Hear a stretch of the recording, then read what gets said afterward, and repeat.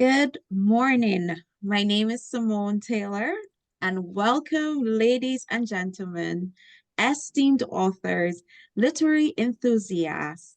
Welcome to the Global Author Summit presented by Walton Publishing House.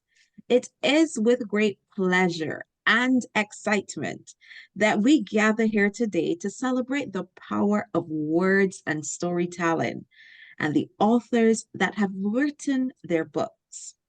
Over the next few hours, you can expect to be inspired, enlightened, and enriched by the incredible lineup of speakers. With us today, we have speakers from Guyana, the United States, and Barbados. In the house, we have Dr. Sheila Smith, Jamaica Jeffries, Dr. Andy Boyle, Wanda Parenti, Renee Holloway Jones, Dr. Natasha Hampton. Our host today is Dr. Sherry Walton, and Doctors Sherry and Christopher Walton are the founders of Walton Publishing House. At the Global Author Summit, you can look forward to engaging discussions on the craft of writing, life lessons and principles our authors have shared in their books that have impacted our world, as well as how you too can become a best-selling author. Our esteemed panelists will share their insights, experiences, and advice to help you navigate the ever-evolving world of writing and publishing. As we embark on this literary journey together, I invite you to open your minds, embrace creativity, and immerse yourself in the wonder of storytelling. Get ready to be inspired, empowered, and motivated to take your writing to the next level. Be sure to stay to the end as we have an amazing offer for those of you looking to write and publish your book. So, with no further ado, welcome to the Global Author Summit, where words have the power to change the world. Over to you, Dr. Sherry. Awesome, awesome, awesome. Thank you so much. Listen, for those of you, I'm just going to do a quick plug because you all know I'm always going to plug someone. Those of you that have been talking about audiobooks, that is Simone Taylor. So she is our audiobook master. And as you can hear by that professional voice, and you'll hear her throughout the summit today, she's a part of Walton Publishing. So we're excited that you're here today. But before we jump in, those of you that know me know that I have to start everything with prayer, right? Because I just want to go ahead and set the tone for this time for us to come together. So, Lord God, I thank you for this time. I thank you for this summit. I thank you for every author. I thank you for every attendee, Lord God, that is going to come on throughout this summit today. I ask that something will be said today that will elevate lives to the next level. I ask that something will be said today to encourage more people to write their books and to tell their stories. I thank you that we have all said yes to using our gifts, yes to telling our stories, yes to showing up in the world and stepping out in our purpose. So I dedicate this summit to you in your son's name. Amen. Amen, amen, amen. So I want to come on. Those of you that don't know me, my name is Dr. Sherry Walton, and I am the co-founder of Walton Publishing House. And I know you probably see my face all the time, but this is a partnership between the Waltons in which we put together and we help authors write their books. So why are we doing this summit today? Because you know, every time you do something, you want to know the intent behind it. The reason that we're writing this, we put this summit together today was twofold, to bring our authors into our global market space. We have amazing authors that we'll be talking to today. We have I would say the list of authors that we have. I mean, these women and men are powerful in their rights. And I'm so encouraged every time I am allowed to even be in their presence because there's so much wisdom and insight that they bring. So this platform is me pulling them out of, and I know some of them may have done some global things, but I am intent on taking everybody global with me. So this summit today was to cross borders. So we have people that are registered from the United States, from Guyana, from Barbados, and other parts of the world. So I wanted to let you all see the amazing people that I have grown to know and love and to work with. So that's one thing. The second reason that we're doing this summit today is to encourage you to write your book. There is a story that you need to tell. There is a message that you need to bring to the world. And I am hoping that something that is said today will give you the encouragement that you need to say, you know what? I can do it. You know why? Because you actually can do it. And it's time for you to use your voice. I've been saying this, I believe, since about 2017, 2018.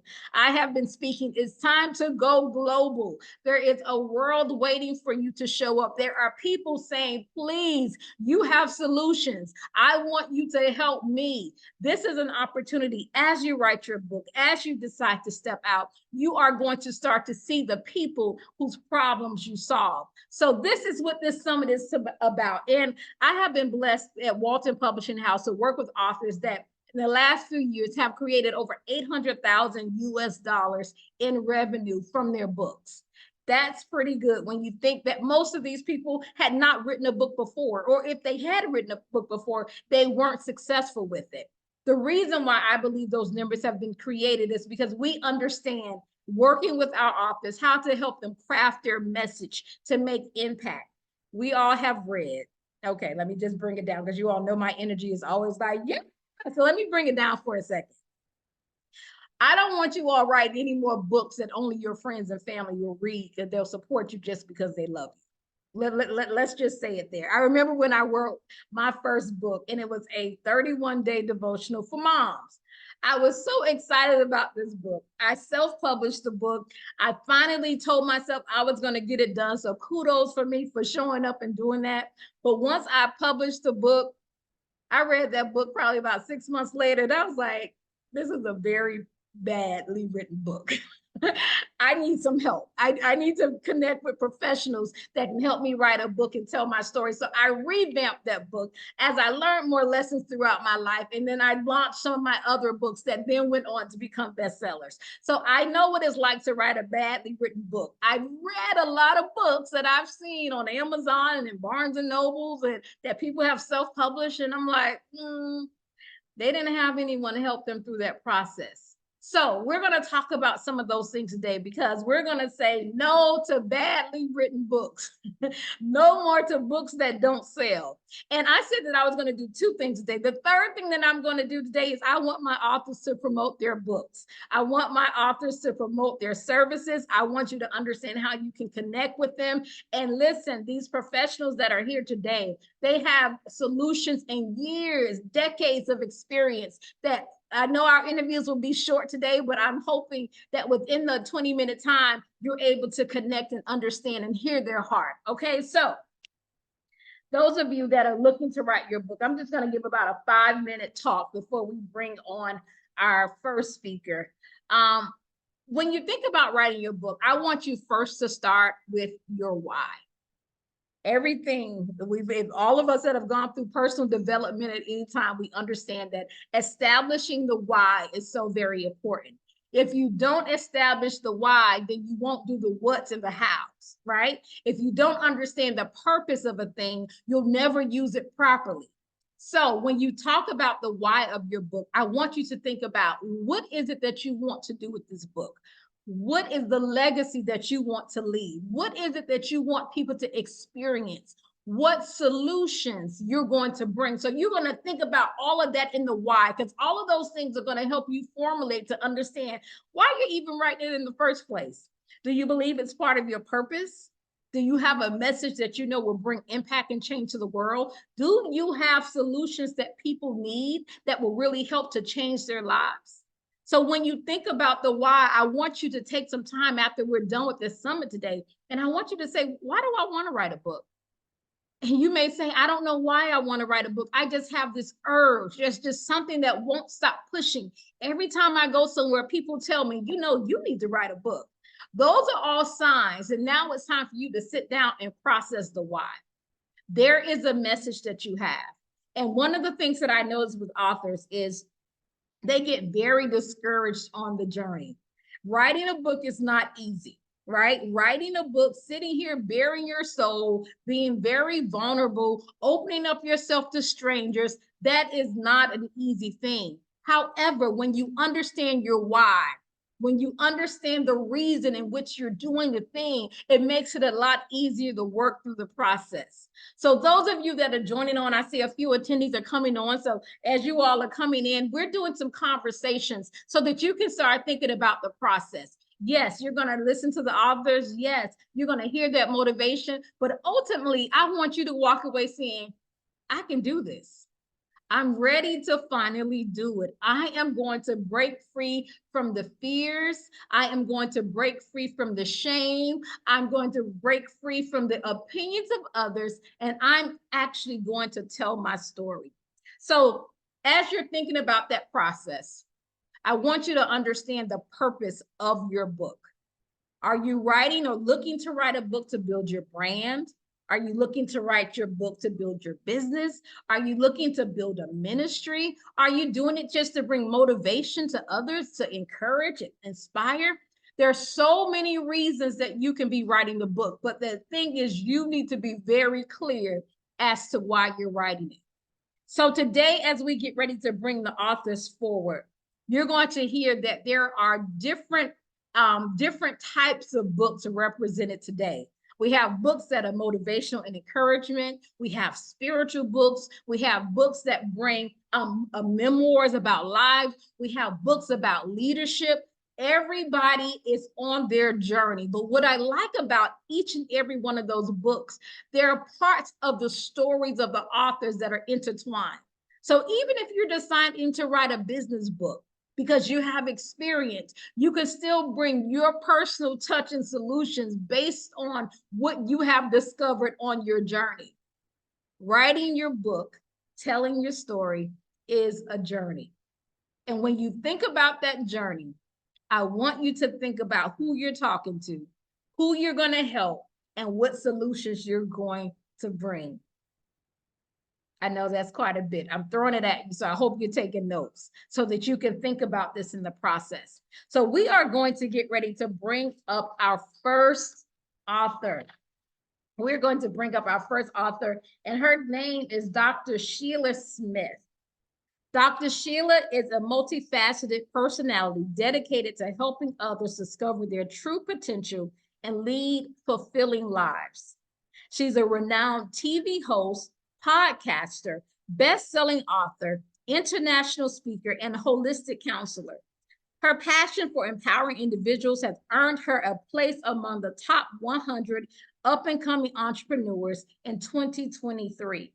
Dr. Sheila's transformative journey began with a deep-rooted desire to make an impact on people's lives. With a doctorate in counseling, she addresses diverse needs through a holistic approach, considering mental, emotional, and spiritual well-being. Her genuine compassion has earned the trust of countless people seeking guidance on their life's journey. Which she did not give me in this bio, because this is on her bio. She is a servant at heart.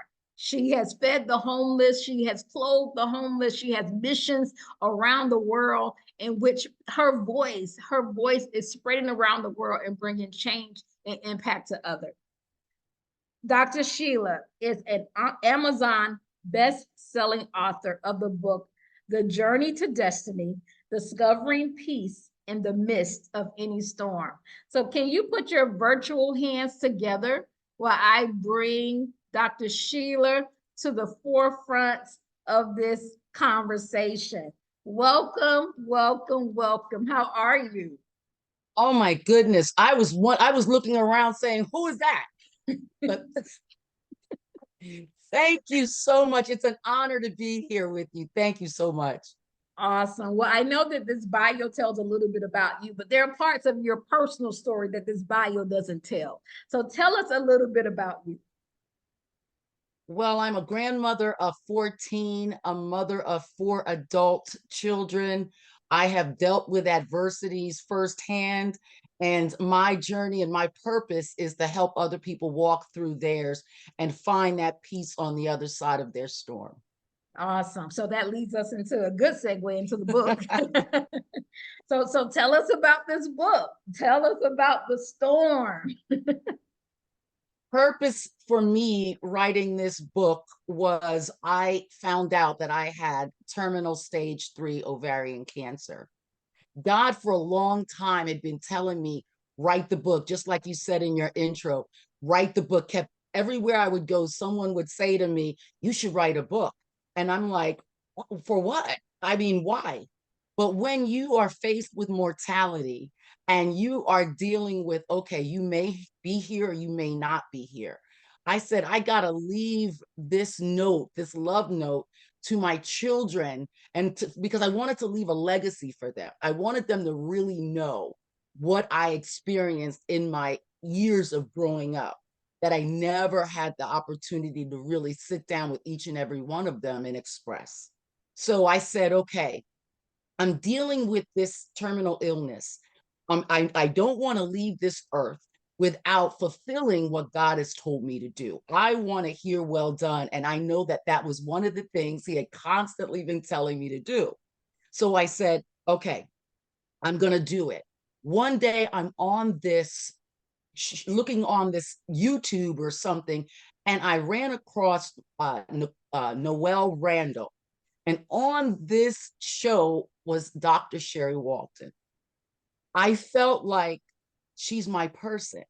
She's my person that's going to help me get this book done. Now, remember, I'm in the middle of cancer and I'm not feeling good. So I reached out to this woman, and I mean, I aggressively reached out to her on LinkedIn, on Facebook, I mean, everywhere she had internet, you know, places that I could reach out to her. I reached out to her and I harassed her because I knew she was my person to help me get through it. As I was going through the process, I want to say this publicly, Dr. Sherry. It was one of the hardest journeys, not just to write a book and to bare your soul and for me to relive. And I was going through deliverance as I was dealing with writing this book. I physically was dealing with deliverance. When I was going through the process, there would be times I would have pails next to me. I never told you that, but I would have pails next to me because I would literally be purging the hurt that I went through. Wow. So Wow. it is a therapeutic experience, but it is hard. But your voice needs to be heard. And I'm so glad that we're on this global platform. I want to say personally to everyone listening, yes, I don't care what you've experienced, your voice and your story needs to be told and it needs to be heard. I know that God has told you to do it. This is the person, because while I was experiencing chemo going in my left arm, I was physically writing the book with my right hand. And I got through the process. And because of this woman of God, I was able to complete this journey. And I'm so grateful for this Wow. woman of God. Wow. That's very heavy, ma'am. This is how you're going to start off the summit, just being heavy. You're just going to go in. Talk to us, as we were writing your book together, I remember the forgiveness journey was something that was a very prevalent message throughout the book. Can you talk to us about the forgiveness journey, even how you tie it into your book? Absolutely. I realized and I felt very strongly that a lot of the things I was physically experiencing in my body was because I did not forgive a lot of people that have hurt me in the past. And God kept telling me, okay, you're going to have to forgive this one. You're going to have to forgive that one. And as I'm writing this book, I was hearing that more and more and more. And I was angry. I was really angry because I didn't feel like I did anything wrong. I probably did, and I'm sure I did. But to these particular people, I didn't feel I did anything wrong. But as I was writing the story, I realized that if I wanted a God to forgive me, I had to be the one to forgive. So it's interwoven all throughout the journey. But as I started really forgiving the people, not just writing the words in the book, but really forgiving the people, I found my wholeness. Wow. Wow. So who would you say this book can help? This book can help anyone, especially women, I would say. It can help men and women, but it will help women to overcome the hardest atrocities that have happened in your life. The person that really, I don't care if the person molested you, I don't care if they raped, robbed, the whole nine. If you get a hold of some of the stories that I've written in the book, you'll say to yourself, well, if she can forgive these types of people, I can definitely forgive the people that are in my life. Yeah, absolutely. And I know that's a hard thing for people, especially as I read your story, I did feel like there was a lot of unjust things that happened to you. And sometimes we can't explain why certain things happen to us, right? And that's a part of going through our journey and our storms. We're like, okay, I know I'm not that bad of a person. I know I may have hurt a few people, but I never hurt that many people, right? So your story just really even helped to open my eyes, to really be able to see what that looks like if you don't release the things that ultimately become toxins in your body. So when people are going on with their lives, you're the one that's suffering. So I want to say, I want you to give some encouragement to someone that is in that place. Before you do that, I want you to kind of talk us through that first story of the book. That's the story that we opened the book up. You don't have to read it, but just kind of give us the synopsis of what happened when you were at that gas station and when you were driving. And I want you to tell just a snippet of that, because I really want people to understand when they see, you look so beautiful, they see you well put together. I don't know if they really understand the level of the pain and the experiences that you've had that literally should have taken you out. I wouldn't say could have, they should have. They were literally sent to destroy and to kill you. So talk to us a little bit about that opening story, and then I want you to give some words of encouragement to someone that is like, I am about to give up. I was coming from church one day and I was driving down the street. I was living in Atlanta at the time. And I started feeling really weird. I started feeling the right side of my face started to droop. And it was on a really dark road. There was nothing else around me. And I ran across, as I'm driving in a panic, in a quiet panic, I look to my left and I see a convenience store. This store looked like they were closing, but people were inside. And I started banging on the door, but they wouldn't open the door. And I feel literally like I couldn't even talk. I felt drool coming out the right side of my mouth. And I said, oh my God, what am I going to do? What am I going to do? I have nobody. I was living in my car at the time. And I had all of my belongings in the car. And I said, I can't call an ambulance. I can't call 911 because they'll take my car and tow it. What am I going to do? So I said to myself, okay, I'm going to walk around this car and pray. And I walked around the car like the children was walking around Jericho. The children of Israel was walking around Jericho, and I kept walking around the car. And I screamed out as loud as I could, and with my head to the heavens, I said, God, the dead cannot worship you. They can't. I need an answer. And that moment, God said, drive to the hospital. I drove to the hospital and I got there. And I parked the car and I could barely get out of the car. It took me a minute to get inside. They immediately took me to the back and they put the EKG on my chest and they knew what was happening to me. They said that I had below 2% potassium in my body and I should have had a heart attack. Wow. What was going on with me? My potassium was completely depleted out of my body and I should have had a heart attack. I should not have made it to the hospital. But what made me get there was two things. The fact that I was dealing with migraine headaches and I was taking aspirin every day. So that aspirin thinned my blood to keep me alive. And number two, God. That's the short version. Wow. Wow. Wow. Wow. That was intense. That sounds like something from a movie.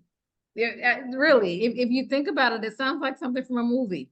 But and how do you keep your sanity? I know we're probably going off script a little bit, but how do you stay sane? Like when everything in your life is going to hell, literally, how do you stay sane? Worship. Worship is what kept me sane. When I feel really bad, I find a song and I literally sing a worship song. And that song, I keep singing it over and over and over again. And then what I do is I walk and I talk to God. So those are the two things that kept me from literally, and I'm not saying it figuratively, literally, it kept me alive Wow. and still does to this day. Wow. Wow. Wow. And since that day, because what year was that? Whew, that was 2008. Wow. So you're still here, right? 16 I'm years. still here. I'm You're, still you're, here. you're still writing the story because there's so much Yes. more to tell since those days and those moments. But at the end of all of this, what are the takeaways that you want someone that reads your book to walk away with the book experiencing? I want them to not only forgive others, but to forgive themselves for the things that we've done as a person, we've done wrong. Because a lot of times we hold on to all of those negative things because people will come back and remind us of those things. They will remind us who we used to be. Even though we've forgiven ourselves and have moved on, they will send little darts to remind them of who they used to be. So what my encouragement is to forgive yourself, to love yourself, to forgive others, and to always know that there is hope. Every single day that you open up your eyes, you have another opportunity to be great. And that is my encouragement. And that is what the book wants the people to really know, that you can do anything. Because if I can write a book dealing with chemotherapy, feeling like garbage, and it's already hard to write a book, and to add that on top, there is nothing too hard for God and you. Absolutely. So you sound, ma'am, like you're unstoppable. And we love that for you. We I we we love refuse. that. So after you go through these stories in the book, now life now becomes a reinvention, right? Because we go through the journey, we go through the storm, we come out sometimes looking battered and bruised, right? So now, how do you even reinvent yourself? How do you said, okay, worship your faith in God, but there's also something in you that you have convinced yourself that this is not the end. There's something in you that has that drive. So I want you to talk to people, because there are a lot of women that are going to watch this, and there'll be replays that'll go out with this with the summit. Give me that thing for women, because women, we're built different. This is Women's History Month right now. We're celebrating women. There's something different about us. What was that difference that continues to say, Dr. Sheila, wake up today? Dr. Sheila, press through. Talk us through that. Purpose. We are here for a particular purpose. And I knew that my purpose wasn't complete. So I had to really dig in and say, God, what is it that you want me to do? What is it that I am supposed to do in this earth? What is the purpose that you put me here? So now I had to start digging into that, not just what I wanted to do, but what was my purpose. And I asked myself, what am I good at? I asked myself, that was the question. What are you good at? What would you do if you could do it and you didn't have to worry about any bills, anything, but you would do it for free? 9 times out of 10, that is your purpose. And that is what I had to figure out, what God wanted me to do. And this is one of the things that he wanted me to do. And this is what I find comfort in, helping other people to find what their purpose is on their journey. Yeah. Wow. That is so key. And I think when people don't find their purpose in life, they end up very frustrated, you know, and that's something I believe even books help people to discover their purpose. And that's why I've been on this journey with powerful women like you. I would even say, and I want to challenge just to say that there are areas in your life that was unlocked in the process of writing this book. Would you agree?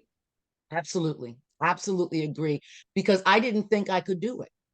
I truly did not think I could do this book. And I didn't want to.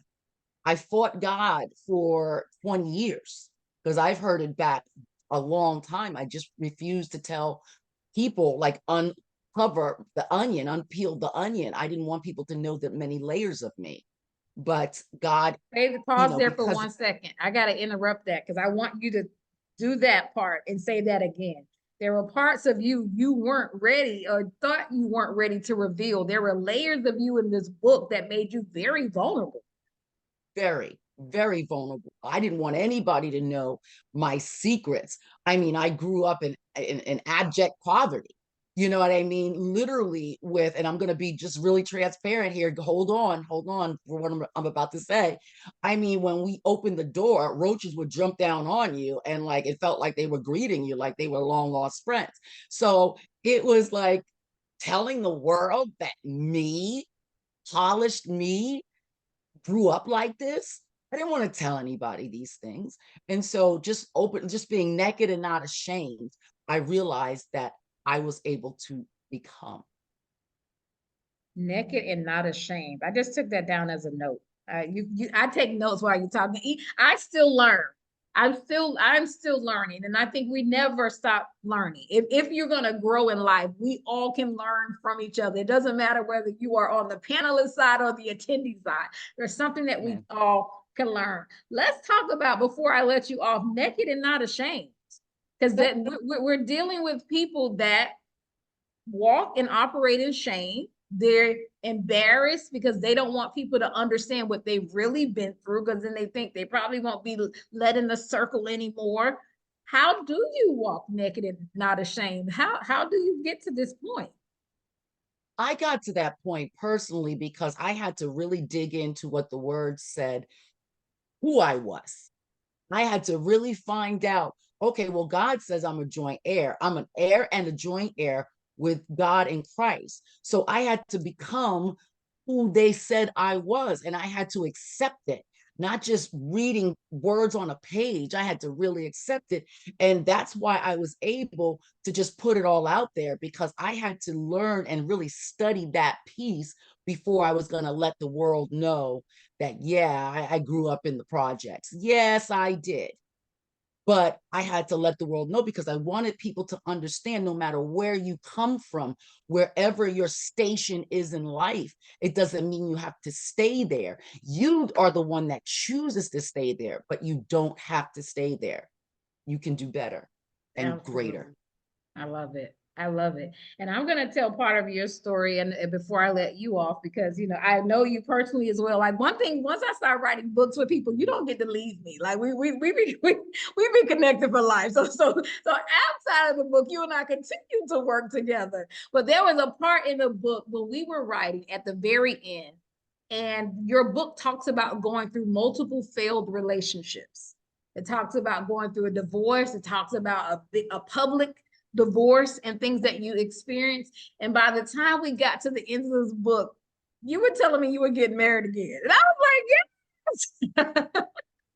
The restoration process, I was able to experience and walk through that journey with you. So give us just a piece of, how do you let yourself connect to love again? How, you know, I want to go in because I want people to know the real. I didn't think I would, after my failed last marriage, and it made me feel so terrible because I didn't feel like I was worthy of another relationship. And I was afraid because I said, oh, I'm not good at this. This is just not me. I'm not going to do it again. I don't want to get another divorce. I don't want to be another statistic. I just don't want to do it. But as I left Atlanta, I was coming to Oklahoma, and I was urged to, why don't you just go on one of those dating apps? And I said, no, I don't want to deal with the dating app. I don't want to deal with any of that. But I said, well, you know what, Oklahoma, is there anybody that looks like me in Oklahoma? So I said, I better put myself on the app to see what's out there. And so I came out here and we started dating. And I tell you, it was unbelievable. I'm so blessed for another opportunity. I'm very, very happy. And only God did it, because I was against another relationship. So it was only God. Yes. And you were in this relationship going through the end of your chemo journey. So like I said, I'm pulling this stuff out of you because I know, you don't like to talk brag on yourself and things like that. And I know that. So that's why I'm pulling out certain things, because every time I would work with you, more things would be uncovered. And I would be like, what? Like I was I was invested into this journey, right? Because I was like, oh, you're gonna tell this story. You may have ran me down, but now I'm invested into this journey with you. But to see the redemption, to see how when you just release, to see how when you forgive, to see when you process through the hurt and the pain of the journey and the storms, and you stop blaming others and take accountability. I was able to witness how not only did you birth this book, but you birthed a new relationship, you birthed new businesses. There are so many things that came from this. So it was a moment of, I believe it was almost like that final test to see whether or not you truly believe you are who you say who you are. Will you hold Yes. on and will you fight despite everything that's telling you your body is sick, your mind is sick, you're on these medications, and you have all this stuff going on? Do you truly believe it? And I believe at the end of this, you said, yes, this is who I am. I believe it. I believe that there is power in my words. I believe that I have a story to tell, and that's what you did. And this is why the book is making impact. Listen, you all, I want Dr. Sheila to tell you how to connect with her on social media, your websites. How can they find you? They can find me at Grandma's in Business, GRANDMAS in business.com. The email is on that website as well. On Facebook, I am Sheila R. Smith, and I would love for you to connect with me. I am here at your service. Awesome. And I'm typing this in the chat. So that's Grandma's in Business, MAS in business.com. So make sure you all follow her. She's on all the social media platforms.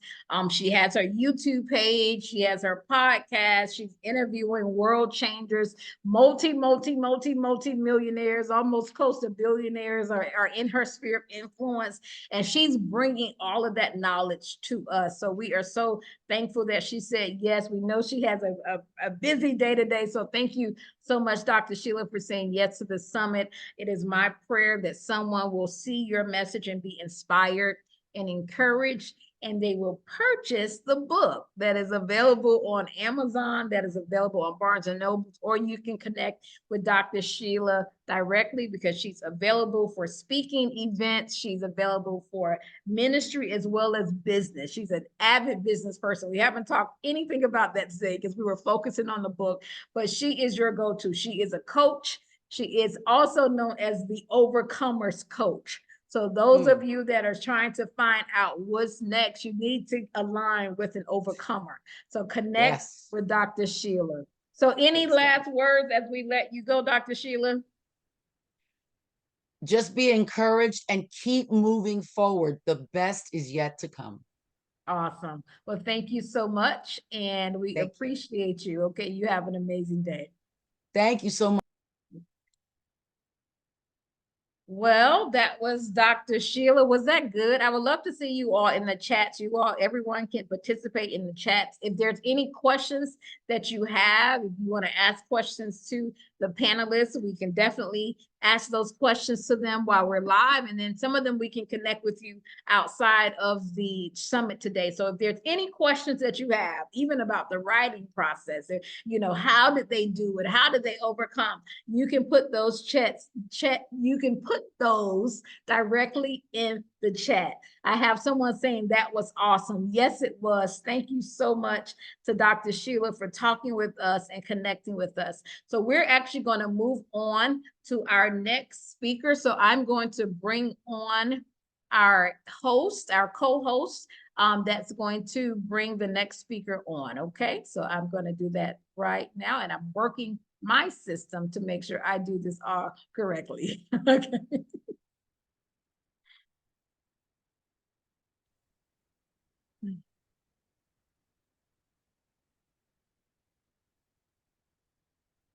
Okay, whenever you're ready.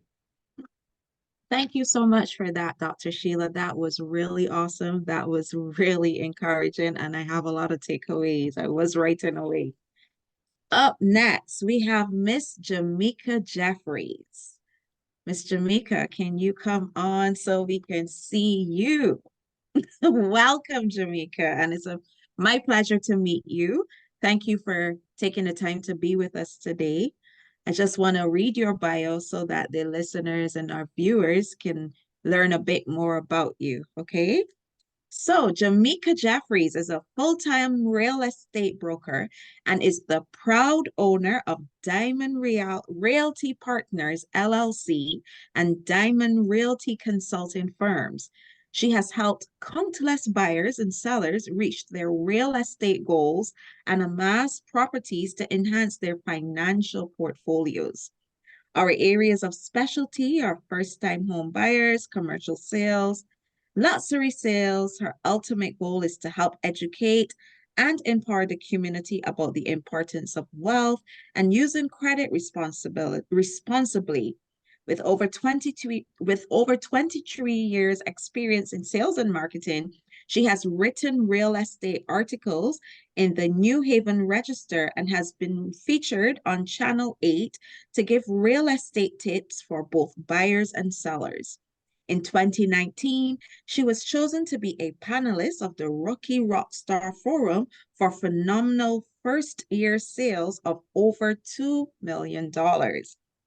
Mayor Lauren Garrett has just appointed her as Commissioner of the Economic Development Citizens Advisory Council, and just weeks later, she was chosen to be elected as a board director for the New Haven Middlesex Realtors Association, which is a nationally diamond designated association. Just recently, she was honored to receive the Presidential Lifetime Achievement Award from the HBIU, along with an honorary bachelor's and master's degree in business administration. Mrs. Jeffrey believes that all things are possible to them that believe. Mark 9:23. Additionally, she is an ordained minister, gospel singer, and songwriter, sought after motivational speaker, television and radio host, and has been invited on as a special guest for several very notable national podcasts. More recently, Apple News has selected her as one of the top 10 realtors in CT for 2023, and she will be co-hosting an internet podcast addressing issues pertaining to African Americans on iHeartRadio. On December 9th, 2023, she received, the very prestigious Business of the Year award from the National Council of Negro Women. Yeah. Author is another one of the titles she holds, writing her first book, Take Your Life Back, in 2009, followed by two informational real estate manuals on the home buying and selling process. And she has just completed publishing her best-selling personal development book, Go For It: 8 Things You Need to Do to Achieve Your Dreams. It is designed to help you define what you want so you can get what you want. Her motto is, we make real estate dreams a reality. Also, to her credit, she owns an exotic car rental company, Diamond Exotic Car Rentals. This young lady has a proven track record of success and is looking to serve and bless as many people as she possibly can from now to infinity. Mrs. Jeffries, it is my honor to speak with you today, to interview you today. I am really excited because I read so much about you. I want to know a bit more. So since Wow. that it's an author summit, I want to know out of all of these books that you've written and everything that you have done, what really inspired you to write your books? Well, Simone, I tell you, first of all, thank you all so much for having me. Dr. Sherry Walton is a jewel in the kingdom. So glad to get to meet you today and all of my fellow panelists, distinguished guests that are on this panel today. I salute you all, queens, in Jesus' name. The reason this book came about, you all, was it was birthed out of frustration, right? I was a preacher. I had been preaching all around the world, all around the country, singing, doing all of those things. And I was preaching at a outdoor revival. And at the end, I was in kind of a inner city community, if you will, right? And when I Mm-hmm. was done, we had proverbial church. We shouted, we spoke in tongues. People were healed, set free, and delivered. But as I looked around at the condition of the area I was in, I said, God, there's got to be more than this. And the Lord spoke back to me, Simone. And because I said, God, I still see not enough. I see just enough, but I don't see El Shaddai. I don't see more than enough. And he spoke back to me in that moment, 1,604 days ago today. And he said, Jamaica, you haven't been doing it right. And I said, what do you mean, Lord? I mean, I preach, I pay my tithe, I try to love everybody, I do my thing. He said, no, Jamaica. He said, up until this point, you've been doing churchy stuff. You've been doing religious stuff, but you haven't been doing kingdom stuff. So he said, now I need you to go back to Matthew verse 6 and 33, where it says, seek ye first the kingdom of God and his righteousness, and all these things will be added unto you. So I got excited for a minute, right? Because I was like, okay, God, this is something different. I thought what I was doing was synonymous with kingdom, all of my doing. But God wanted me to get less focused on doing and get more focused on being. And he revealed to me that the kingdom of God was not outside of me. The kingdom of God was within me. So from that day forward, I was on a quest. I was on a quest for success, Mo. And he led me to so many different preachers, some that were not African American. And that was a way I had to really expand and open myself up, because he was trying to expand me. You can't get more than what you have the capacity to receive. And so in order for us to go higher, to go bigger, we have to become bigger. We have to be willing to make those necessary changes. So it's so much to this story, but the book Go For It was 8 things God began to tell me to do immediately. And I wrote them all down in this book that Dr. Sherry helped me do. Go for it. And it blew my mind. So let me just say this real quick. He said 2 things. 2 things happened to me while I was on this journey. I was excited because there was something new that I was learning. There was laws and there was principles in the earth that I had to grab a hold of and learn. Things like the law of attraction, the law of assumption, the law of optimism, the law of hope. These are laws that are in the earth that have a deeper meaning than what we kind of been taught on a superficial level in churches. So I got excited because I was learning something new. But the second thing, Simone, happened to me was I got upset. I got mad. I said, because God, why hasn't anybody told me this stuff before? Right? My old pastors, my mom, my teachers. And he said, Jamaica, don't get mad at them. He said, they couldn't teach you what they didn't know. Number 1. Number 2 was, he said, and those that did know knew that if they taught you, they couldn't control you anymore. Huh? So when I began to open up this pipeline directly to God, and he started to break down to me that I had to quiet myself down. I had to begin to meditate. I had to begin to journal. That's how I knew. And I know today that it's 1,604 days ago. It's because that's when he put me on a path to create a success journal where I would no longer think about things that were going wrong in my life, but I would acknowledge the good that was happening in my life on a day-to-day basis. Thank you so much for sharing that. That is really encouraging. It's really uplifting me right now. And I thank you for sharing that part of it. what I want you to do though, because I know you shared like the journey and whatever, but I want you to tell me your process for writing. Mm. I know I want you to walk me through what that process was like for writing a book like this. Wow. Now that's a very good question. And I'm a firm believer that every coach has a coach and every Mm, trainer has a trainer. mm-hmm, So one of my coaches is Dr. Myron Golden. mm-hmm, And I was in one of his seminars, webinars. And one of the things that he said is that you need to document, you need to write, you need to write a book. You need to have something that can proceed you and exceed you. Like this book will live on long after I leave this earth, right? And mm-hmm, also one thing I discovered, Simone, is that the word author is inside of the word authority. When you write as an author is someone who creates, who originates a plan or an idea. Authority is one that they're able to, they have the ability to, they have power. There you go. Take your Holy Ghost. You got power to get these things out and to lead other people. So essentially what God was saying, when you write, it gives you the power to write your own story. This is why he mm-hmm, said in Habakkuk 2, verse 3, write the vision, make it plain upon the tables, so that all that come around you, all that read it, will run with you. And you have to have a vision for your life. So first and foremost, in the process, you have to have a vision. yes. The way you get the vision, you all, is you have to talk to the Father. And here's the other thing, Simone. When I began this journey, God asked me one pivotal question, and that's what set the book writing journey. Mm-hmm.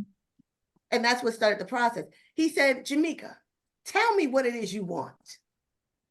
No one had ever asked me that before, right? We as women, we're constantly giving, we're nurturers, we're out there trying to help and save the world. Nobody ever turns around and says, what are your needs? But God asked me specifically, he said, Jamaica, what do you want? And this is what blew my mind, you all. He said, and don't give me the answer that you think I want you to tell me. You know that answer. God, I want to see everybody saved. I want world peace. I want, the proverbial what you think God. No, he said, Jamaica, tell me the desires of your heart, right? And guys, that's when I wrote down 101 goals right then and there. I was like a kid in a candy store. And the other thing he told me, you all, which is going to help you while you're on your journey, the other thing he told me was, now go into your secret closet, right? Mm-hmm. And shut the door behind you. That meant don't tell anybody about this new move I'm about to make. Because when you embark on a new journey and you start to tell people who haven't grown to that level yet, sometimes willing or unwilling, knowing it or unknowingly, they will try to pull you back down. They'll ask you, why do you want to write a book now? Who wants to hear it? Why should you do it? Who gave you the authority? Okay. But God gave us the authority to do anything. This is why he said in Mark 11, verse 24, which is one of my favorite scriptures. He said, therefore, brethren, whatsoever things you desire when you pray, believe that you receive them and you'll have them. See, but when you tell too many people, they'll talk you out of it. So my process for writing was, I asked God, he asked me what I wanted, and I began to write it down. And really, at the end of the day, you all, it's about serving the people. I knew that if I could duplicate and replicate what he told me in book form, I could bless a lot of people. Mm-hmm. And let me tell you something. Dr. Sherry will tell you, I wrote this book in probably about 2 to 3 weeks. Oh, yeah, from start to finish, because I was so passionate about what I had learned and I had implemented. Okay, because knowledge in and of itself is not power. Implemented knowledge, applied knowledge is power. So I said, I'm not just going to talk about it, I'm going to be about it. And I began to write. And it wasn't so much for me and what I could get out of it. But I said, you know what, I'm writing. And what kept me going in those 3 weeks was because I knew that it was going to be impactful and that it would help people to know the laws and the principles and the 8 things that he told me to do that could bless them and send them from mediocre to meteoric. Wow. Now, as you said that, I'm curious, like, let's say the people that are watching this and they were to say, walk me through, or as a believer, like, walk me through the journey that you went through. Like, how do I get from that place of not knowing and not believing to the place now where God has given you these 8 steps to God has given you the 8 steps that you wrote the book with. If Yes. you could just walk me through those 8 steps. I know I don't want you to give too much information that, people don't have to buy the book. But if you can just like list out those 8 steps and briefly walk us through those 8 steps. Well, I think I could best surmise it Mm-hmm. if I gave you a summary of my principle, my philosophy called the Mm-hmm. 3D philosophy. Okay. So whenever you do anything, the first thing you have to do is define it, right? What does Mm-hmm. success look like to you? What does my Yes. finished book look like to me, right? You have to define what it is that you're seeking after. What does it look like, right? The second thing you have to do is decide that I'm going to get it no matter what, right? Everything, when it starts in life, it starts with a decision. I Yes. had to make a decision to say, hey, yeah, I'm going to marry this fabulous man that I wound up marrying after, everybody's got a story. All right. The first one was my practice husband. All right. About 20 years ago. But the second one, I got it right. Right. But I had to make a decision. Mm-hmm. And you have to make a decision. Even when I started my business, I was like, this has to work. We're not just going to start up. We're going to finish what we start. And then the third D is you have to design it. Yes. Most people don't take time to visualize, right? So in this book, the first thing we start out with, you guys, is you got to learn how to quiet yourself down. Mm-hmm. In the Black church in particular, I know at least where I come from up here in New Haven, Connecticut, meditation was kind of a new age word. Like, what do you mean meditate? Is that some kind of new, stuff? No. According to Joshua 1:8, he told him to meditate day and night. What exactly is that? If I could surmise that really quickly, Mm-hmm. meditation is God talking to you. Prayer is you talking to God. And a lot of times in prayer, we spend so much time talking, telling, requesting that we don't sit and listen for the answers. So meditation, it was a big one for me because that's where I begin to get my ideas. Ideas make millionaires, right? Mm-hmm. So once I got past that, then he started to tell me, Jamaica, you got to see the picture. You got to visualize, right?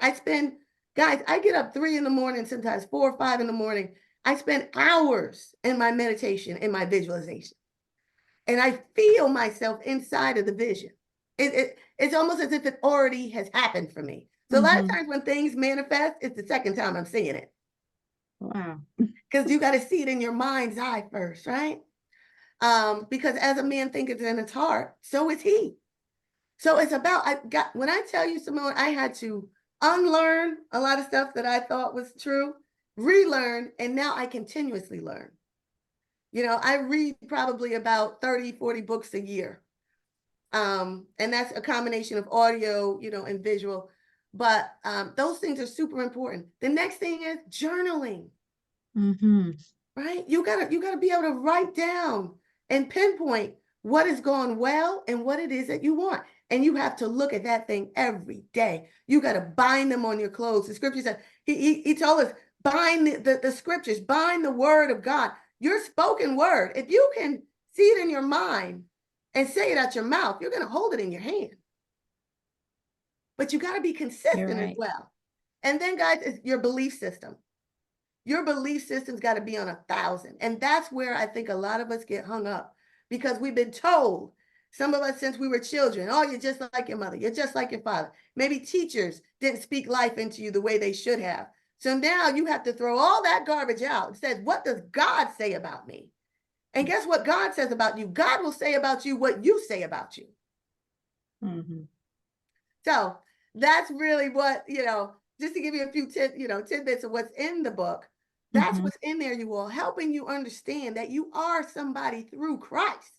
You deserve these things. You deserve the best. You deserve to have, be, and do everything you can have, do, and be because you're his son, you're his daughter, and for no other reason.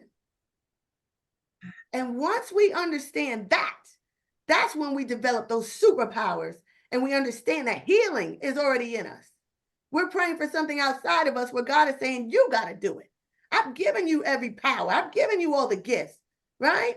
I've given my power. He told the disciples, listen, behold, I give unto you power to tread on serpents and scorpions and overall power over the enemy. So you got to identify what that enemy is and understand that God gave you the power. Now it's time for you to execute. Oh, wow. I could listen to you all day. Oh, that's so Thank, kind. Thank you. thank you so much for sharing that. I do have quite a bit takeaways personally, and I'm sure that the viewers would as well. You Yeah. know, the belief system, taking that at 1,000, that's definitely a takeaway for me. The Yes. journaling, the visualizing, the meditation, and I know there's so much, you know, like you mentioned that some negativity about it because the world has taken it to another place, but the word already did tell us to meditate, as you did share earlier, on his word day and night. Day and night. Jamaica, thank you so much. Is there anything else you would like to share with us? Because I know I can tell that you're loaded. Is there Listen, anything else you feel like you want to say before we wrap up your interview? I just want the people out there to know that you've been given every good and perfect gift. It's come down from the Father. And what you now have to do is discover, uncover, and then just understand that God is the lover of your soul. He loves you with an everlasting love. And when you know who you are, when you know what you want, he comes alongside you and helps you to bring it to fruition. So I want to tell you to dream bigger, dream brighter, dream bolder, dream in color, baby. Go for it, as the book suggests. And God bless all of you. Thank you so much, Jamaica. My That was pleasure. very encouraging. Thank My you pleasure. once again. Over to you, Dr. Sherry. Yeah, absolutely. And before Jamaica gets off, can you tell us how we can connect with you? Absolutely. You can go right on over to my Facebook page, which is Jamaica Morrison Jeffries. That's Jameka Morrison, Morrison hyphen Jeffries. Everybody screws this one up, but it's Jeff as in Frank Eries, and that's Jefferies. If you're on Instagram, you can find me at Jamaica Real Estate. All right, TikTok, Jamaica Jeffries. LinkedIn, Jamaica Jeffries, let's go. And my website, which was put together by the beautiful and illustrious Dr. Sherry Walton, JamaicaAJeffries.com. You can buy the book right through there, as well as you can get it on Amazon. But we're so excited. Thank you, Dr. Sherry, for this awesome opportunity to share with your audience. God bless you. Yes, yes. You know, I love these women. Like I really, really love these women. They're amazing. What you see is what you get. And that's one of the things that I love about you, Jamaica. Jamaica's actually going to be in Barbados before the end of this year. So make sure you all connect with her. And I hope that you will really listen to those takeaways, those key points, because not only are, like I mentioned to you, this summit is not just going to allow you to be introduced to these amazing authors and their platforms, but it's going to give you some tools so that you can make your decision to finally write your book. So before I bring on our next author shortly, I want to just give you some notes, some takeaways on how you can write your book this year. Now, you heard Jamaica say she wrote her book in 2 weeks. So that means you can definitely write your book. If you have something that you're passionate about, it is time for you to write your book. So do me a favor, those of you that are watching, can you just respond in the chat so we can make sure that you are taking notes and you're attentive? What are you loving about what the speakers are saying? What are some of your takeaways? Are you looking to become an author? Are you an author already? We're going to be talking about how to market yourself and go global in our second part today. So go ahead and talk to us. One of the things that I like about these platforms is you are introduced to us, but the part that I don't like so much is that I can't see you. So, and probably before the end of this, we're going to bring you all over so we can see you all as well. But please correspond with us in the chat. If you have questions for the authors in the chat, go ahead and put that. If there's something that stuck out for you, do that. If you just want to give a kudos and tell them amazing job and that you were inspired by the things that they said, do that as well. We want to make sure that this is a platform where you are learning and growing and you're seeing the amazing stories that come forward. Jamaica's book is not only a motivational book, because it's one thing to bring motivation, it's another thing to bring transformation. Her book brings transformation. So you definitely want to connect with her. I see I see you all. So thank you for joining. I'm going to go ahead and give you some tips. So if you're taking notes, make sure this is where we start talking about the writing process. So the first thing in writing, we talked about having our why. That was the thing that we talked about earlier. Now we want to make a decision. Make a decision that you are going to write this book. One of the things that I do when I'm working with authors is I have them write a commitment statement that says, and you put their name in it, will write my book. I am committed to the journey. I'm committed to the process, and I will complete it by this date. If you don't put a clear date of finishing your book, you'll never get done. I've been through this process with so many people for so long. Sometimes I meet people that have been trying to write a book for 15 plus years. We just heard an author say that she wrote her book in 2 weeks. I have some authors that write their books in 60 days. There is no minimum time. As long as you have gone through the process of understanding what you're writing, you can write a book in a short amount of time. So if you have been struggling to write your book, this is your push to get you unstuck. This is your push to give you the motivation you need to understand that other people are out here writing their books and telling their story. So make a decision. Once you make a decision, you're going to commit to the process. So what does that mean? That means showing up in writing every single day until it's done. That means not allowing yourself, and I say that writing is a lot like lifting muscles. I mean, going to the gym and lifting weights. If at any point you're on your journey of health and fitness and you decide to stop, we all know how hard it is to get back going. So before you know it, months, even years have passed by because you don't have the motivation to start back up. That is the same when it comes to writing a book. If you don't set a time to write your book and commit to the process, if you don't decide to get it done, you won't ever get it done. Now, so in order to commit to this process, you got to know about yourself. You got to know what type of writer are you? Are you someone that wakes up at early in the morning and you're inspired? Then that's the time that you should write. If you say, you know what, I'm a late owl, I'm that person that can burn the midnight oil, then that's the time that you should write. You should always write when you feel fresh. You should always write when you feel inspired. You should always write when the energy is flowing. And sometimes even outside of those set times, you'll find yourself driving and you'll get inspired. I tell authors to record themselves. There are plenty of voice record apps where you can record some type of information, inspiration in that moment. So what am I saying? I'm saying there's no excuses. I'm saying if it's really important to you, you'll get it done. I'm also saying it should be important to you, so you need to get it done. You see how I did both sides of that? It should be important enough that you should commit to this. Dr. Sheila talked about her writing helping unlock purpose. Your purpose, I believe, your purpose is connected to your book. No matter what type of book you're writing, your book serves a purpose. So we made a decision. We're committing in the process. We're showing up and writing and getting it done. The next thing I want you to do, and I want you to just kind of breathe in. I want you to believe in your voice. I want you to understand that you are worthy, that your voice is valuable. I want you to stop comparing yourself to everyone else, saying, man, I haven't reached the level of success they've reached, so I don't know if I can write a book.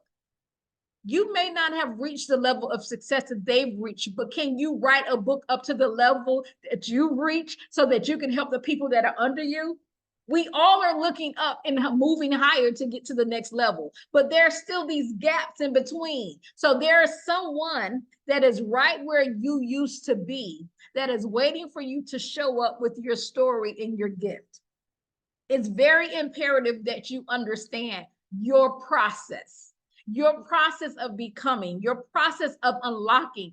If you have lived any amount of time, and I can actually ask this question to my children, what are the lessons that life has been teaching you? What are the lessons that God has been showing you? What are the lessons that you've actually had to retake over and over again because you've actually failed it? Those are the things that I want you to think about as you're putting your book together. So understanding your process is step number 5. You got to know how you got to where you got to.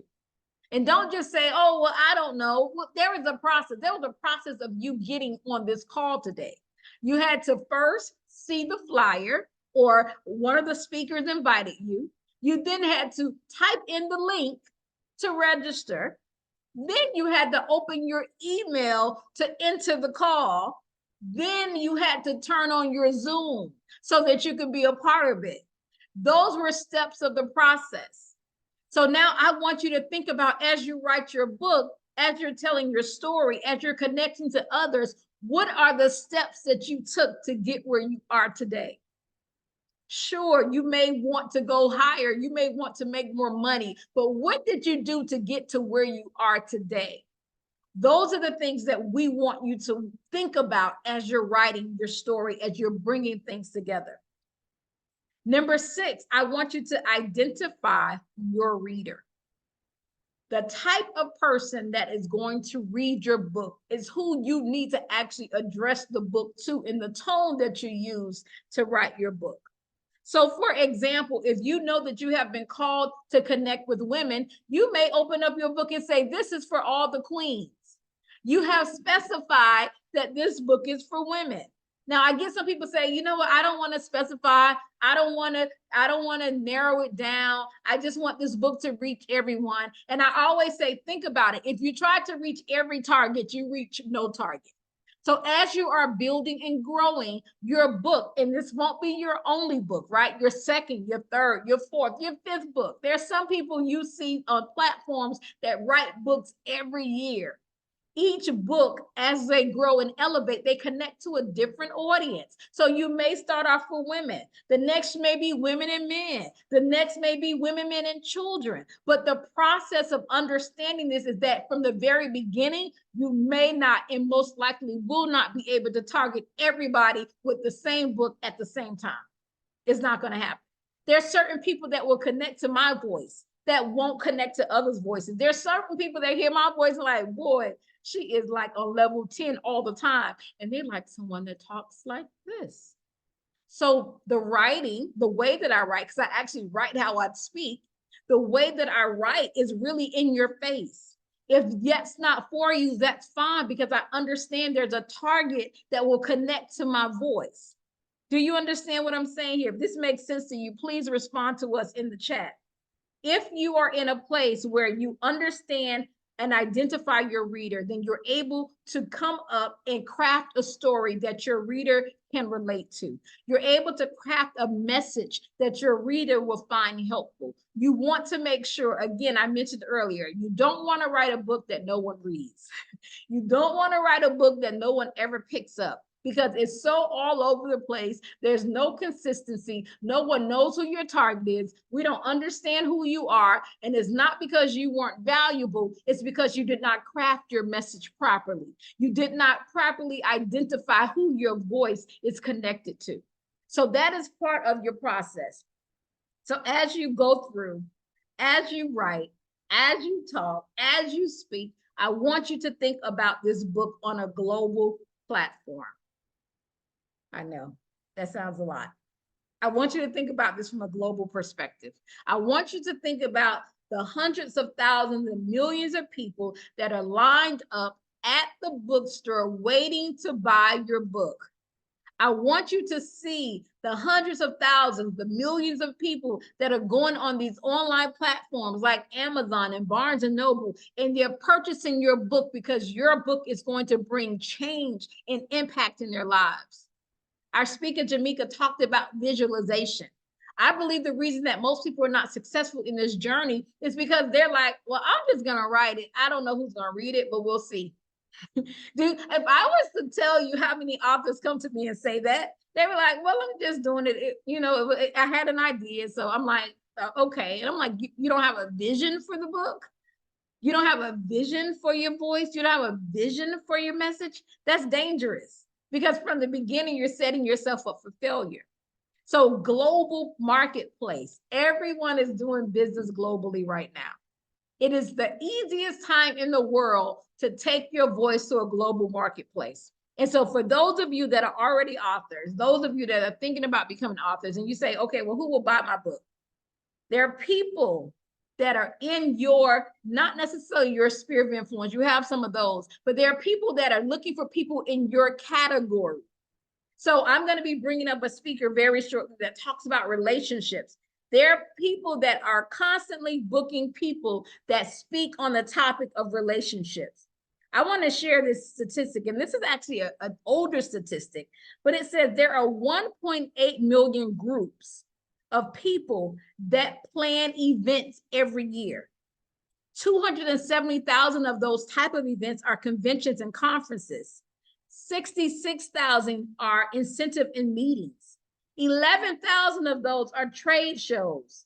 1.3 million are corporate or business related meetings, while another 178,000 fall into multitude of other categories and festivals. So if you tell me that, you know what, I don't know if I could even sell this book, and I tell you out of 1.8 million people, you can't find 1% of those people to buy your book. You can't find an organization that talks about women surviving cancer. You can't find an organization of people that are helping children that are dealing with ADHD. You can't find an organization of women that are spiritual, that are looking for Christian speakers to come to conferences. You kind of tell me out of 1.8 million people in groups of events, you can't get on any of those stages, then you're not doing what Jamaica just said. You're not dreaming big. You're not seeing yourself. You're not seeing your voice. So the point of this time together is to expand your capacity, expand your dreams, expand your belief in yourself, to understand that there are millions and billions of people around the world that are looking for the solutions that you bring. And before you do that, you got to be clear on the solutions that you bring. So I hope that that's been helpful. Like I said, I want to continue to make sure that you all have the tips. Of course, we will be talking about some other ways that you can work with Walton Publishing House and our coaching programs, because you're like, yeah, this sounds like a lot, but how do I get started? There are things that of course, there are steps along the way, but some of you may have already started writing. So now you need to go back through those old Microsoft Word documents, and you need to start processing and thinking, did I write to an ideal reader? Am I clear about the vision? Do I understand my why? Do I understand my process? Have I clearly identified the steps so that the reader is able to connect with me and find the solution that they bring? Do I understand that once I'm done with this book, that there are millions of people that are planning events around the world, and I need to be on those stages, because when I speak, I'm going to bring impact and I'm going to ignite people? Clarity, clarity, clarity, clarity. So I'm going to get ready to bring up our next speaker. So let me just go ahead, and we're going to be bringing up Ms. Renee Jones in a moment. So I'm going to read her bio. So Renee Holloway Jones is a multi-talented individual wearing multiple hats. She's an ordained minister, an author, a licensed counselor, a trainer, an entrepreneur, a real estate investor, a business consultant, a wife, and a mother.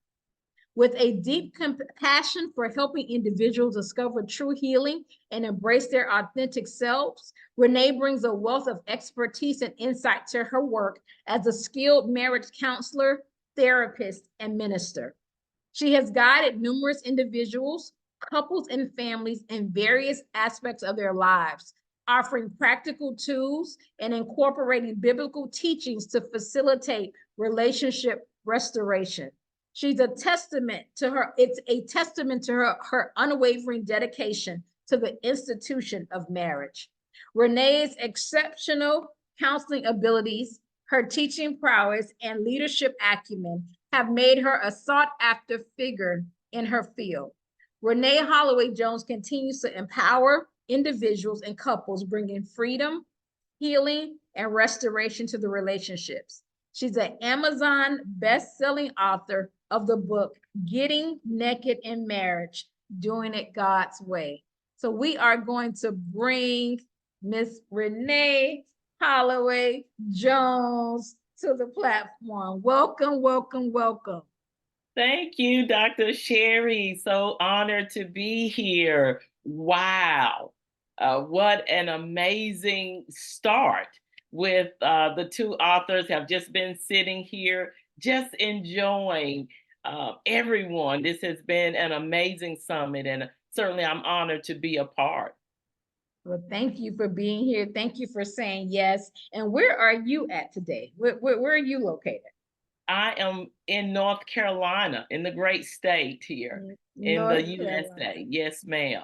Yes, yes, yes, yes. And we talk about that this is a global platform. So I'm in Barbados, you're in North Carolina, Yeah. and we are able to connect. And I'm so excited to bring you on this platform because I've been like cheering you on and rooting you on. And since we Yes. connected, I was so just inspired by the wisdom that you have. You're like really power packed. You really calm about it, and but there's so much wisdom that you have. So I want you to share with us. Tell us a little bit about yourself. Well, you had a good introduction. I have a new title, which is grandmother. So I'm excited to now be a grandmother and enjoying certainly being a wife of this year, will be 35 years, and have adult sons. And my love and passion is in the mental health, substance abuse field. Enjoy the counseling piece for marriages, of course, and individuals, and certainly with women, men, families. That is where my love is. And when I was 14 years old, I had an older brother. He was in the military, and back in the day they call it a mental breakdown. And so I was 14 years old, and I felt a call, a pull to understanding mental health, and being in a family where my father pastored. Back then in the day, it was like in our community it was just about, okay, let's just pray. But we need to really understand more of what we need and tools. And then my father pastored for years, and we were a good family, we thought. And then one day we moved, and my father didn't come. And so that was an impact, played a big part on my life in not wanting to be married anymore. Like if my parents can't work it out, and I just looked at my dad as some great, you know how you look at your father and my mother amazing, and y'all can't work this out. Oh, I don't want to be married. Oh, I just don't. And so, of course, as I grew and began to get a relationship with God for myself, understanding the call to marriage. And so then, I was open and I surrendered to the call of marriage. Wow. So having experienced that as a child, how was adjusting to marriage life for you? Once you surrendered to that call, what was that? How difficult was that? What was that process like? I hear people and their testimony of how difficult marriage was, and I had to adjust and do all of that. That is not my testimony. My testimony really it is amazing. The first year, we really had to sit down, and the key word is communicate. That we will make a decision, because in my family, in my husband's family, the thing that was prevalent was divorce and infidelity. So we had to really talk about what we had experienced and what we were pre-exposed to early on in the marriage, and make a decision that we really are committed to this marriage and to learning and understanding how to be married. And then what does it really mean to say until death do us part? Wow. That's awesome. Well, I'm glad that you didn't have all of the problems so many people talk about. Yes. But you know what? I think honestly, as you're saying that, that's an internal thing as well. Because Yes. if you are internally peaceful, that is what you exude, right? So if you're Yes, not a person yes, that's just toxic and chaotic, that you probably yes, not gonna really experience that a whole lot, yes. in your marriage. But from what I've known about you as a mental health counselor and professional, you pretty much have a gauge on your emotions, your emotional intelligence, your communication. So talk to the people that don't. Okay, 'Cause- okay. 'cause- And so, yeah, Go ahead. so that's where the title, Getting Naked in Marriage, but Doing It God's Way. So the nakedness is really uncovering and revealing the hurts, the pains, the difficulties, the challenges that you have experienced either before the marriage or during the marriage. Because what I see so often, and my target audience at Dr. Sherry is my author coach, who is amazing. So let me put that plug in there. But reaching women who really don't understand how to uncover and reveal so they can be healed. And so a lot of times, certainly with women, what I find is having that daughter father issue and not understanding how to really move past the little girl. But because they're functioning as the 12-year-old, as the 5-year-old that was hurt, or the father left and never came back, waiting at the window, not seeing him. But now you're 35, you're 40, you're 50 in a marriage, but still having the emotions of the 12-year-old and never really dealing with that pain, with that hurt of confronting that and taking responsibility in either getting some professional help to help you go through that process of revealing while you're healing. Mm. And so, not only just with the father, but with the mother or with other broken relationships. And even hearing Dr. Sheila being really open to be healed so you can open your heart up to love again. Love that. Yeah, absolutely. You have so much knowledge from a biblical standpoint as well as a marketplace, business professional standpoint. Talk to me the challenges that this book faces or helps people through. Can we talk a little bit through that? Because I know that the book is power packed. So what are some of the things that it helps women work? Now you just talked about healing and going through that process, but let's go a little bit deeper. What are some of those things in the marriage that you see constantly the book deals with, but also as a counselor that you're seeing like some repetition? Yes. So one of the things I just spoke about was the pain from the childhood. And then a lot of times with individual spouses, not really understanding who they are and trying to put on what's the word I want to use? Trying to be something that you're not is the bottom line. And operating not being your authentic self. Let's just go right there. This is why I encourage individuals not to start out with marital counseling. Let's just do some individual so we can meet you where you are, so you can address the rape, the molestation, because a lot of that is going on, believe it or not. The lies that you've been told of what you are not, and understanding you are wonderfully made. You are in the very image of God. He has put so much in you, but because you've been so beat down and told so many lies that now you have bought into that. So now let's reset. Let's regroup here. Let's understand what truth is about who you are as a woman, as a wife, as an individual. Yeah. And so that's why I love the scripture. And ye shall know the truth. And it's the truth that will make you free.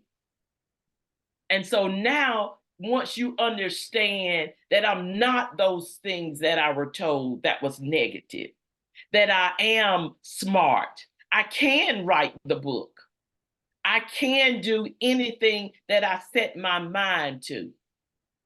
And so that is one of the things that I really try to work with, especially women. Let's meet you where you are so you can move forward because you can't do much in the marriage if you're so broken. You can't be that wife. So because in the marriage, what happens is we are mirroring Christ and his bride, which is the church. But now the church was broken. So we're now healed by the blood of the crucified lamb.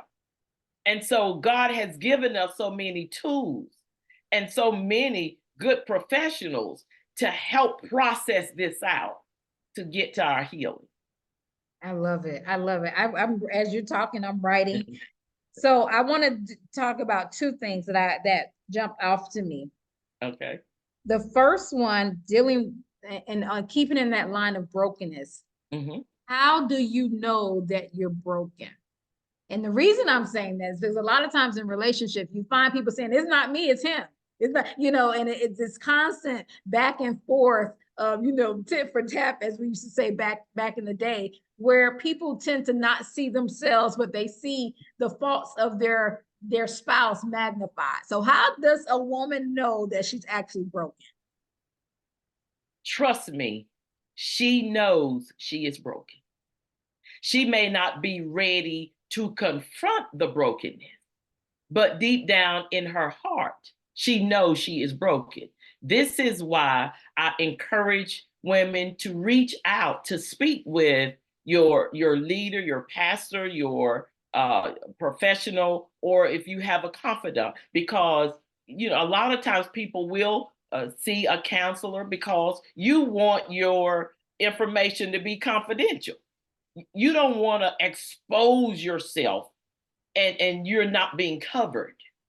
And so, yes, when they come to counseling, usually I will ask if they come together, then I am going to schedule them separately. And that is the thing we immediately begin is with you, not what he is doing or not doing. Now, let's just deal with you. And once we start there, then they will begin to unpack the things that they were trying to cover that they know is there. Mm-hmm. So yes, they absolutely know, but they don't know. Sometimes people don't know how to deal with it. Mm-hmm. They don't understand how to bring forth the healing. How do I begin the process of my healing? So sometimes it's just people don't know. And so they become hurt, they bitter, they, do some off stuff because they want to do better, but they don't know how. Yeah, I love that. So going to the beginning of your book, what I like about your book is you talk about marriage from the beginning, the purpose of marriage. So can you tell us a little bit about that? I want to talk about the purpose of marriage and the role of a spouse. Oh, yes. So I really enjoy marriage. I really love the ministry of marriage and what it really is all about. And so God himself ordained marriage. And so when he brought forth Eve, he presented her to Adam and said, now this is how marriage is going to look. And you're going to mirror, as I said, Christ and the church. And you're going to reproduce other like-minded people that we can celebrate who God is and who he has made us to be on this earth. And that he is so awesome. And he said, now, this is how marriage looks with me and my bride. Now, in the world, they may not come to church. but they should look at your marriage and see my relationship with my bride, the church. And so coming together, what the Bible says, as one flesh, that doesn't mean we don't have individuality. It means that the oneness of the ministry of what we're called to do in a marriage to show others how the relationship with Christ and his bride really looks. Mhm. And so marriage gets a bad rap, because people don't really understand the deeper ministry of marriage and what God himself has ordained for us all. And now Yeah. you don't even hear many people talking about marriage, because now, the world system is saying, okay, you can do how you want to do. Just shack up. Let's live together. Let's test this thing out. No, this is a call. This is a call of God, because I was someone like, I don't want to be married, but it was a call that God himself changed my heart. And then I became open to then learn about marriage. I didn't just jump out there, but I began to study and go to seminars and workshops and understand, what does it mean when you say I'm a wife? What does it mean to say I'm a husband? And then we submit to one another. Yeah. That you're not the father. No, we're partners in this. He came out of the side. So we are walking together in this partnership. Yeah. Wow. I mean, that's a whole nother, we can keep you on for 2 hours for that. Marriage is being challenged every single day. People Yes. are trying to redefine marriage. People are trying to tell you the new rules. They're trying to tell you it's just a piece of paper. It doesn't mean anything. We've been together long enough, so it just works. And I can only imagine, that it gets to be difficult, because now as more people start to come forward, they're confused. Yes. They're confused about what is the right way, and what, Yes. because I mean there are other people that are at church saying some of these things, right? So we continue to applaud you for your efforts out there in the field. Yeah. Holding it down for healthy marriages, strong marriages. And once people understand the importance of marriage, I believe personally, because my husband and I do some marriage coaching and different boot camps and things like that. But I think once people understand the importance of the bond of marriage, they understand how much even more powerful that they are. There's a rap song back in the day, I'm good by myself, but I'm a force when we're together. Like it's a purpose for coming together. It's not just so you can have someone in your arms and That's just right. take selfies. So I want you to just spend a little bit longer going deeper in that, because I'm really trying to get some people's mind to unlock. A lot of people want it for the wrong thing. They want it because they want a companion. They want someone to go travel with. It's so much deeper than that. It's so much deeper. And you're right. I could talk probably about 2 hours on that.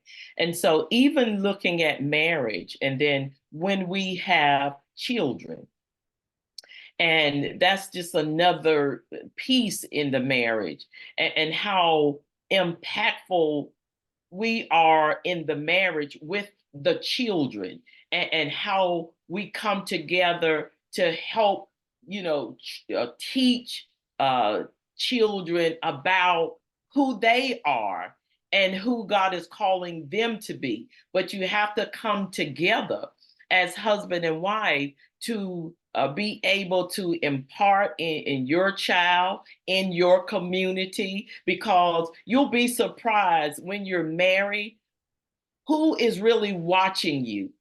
Mm-hmm. Because people around you, you're surprised in what they're getting from just your everyday interactions in your marriage. It's so much that God is calling us to do and to be, to encourage others in relationships, that you can do this.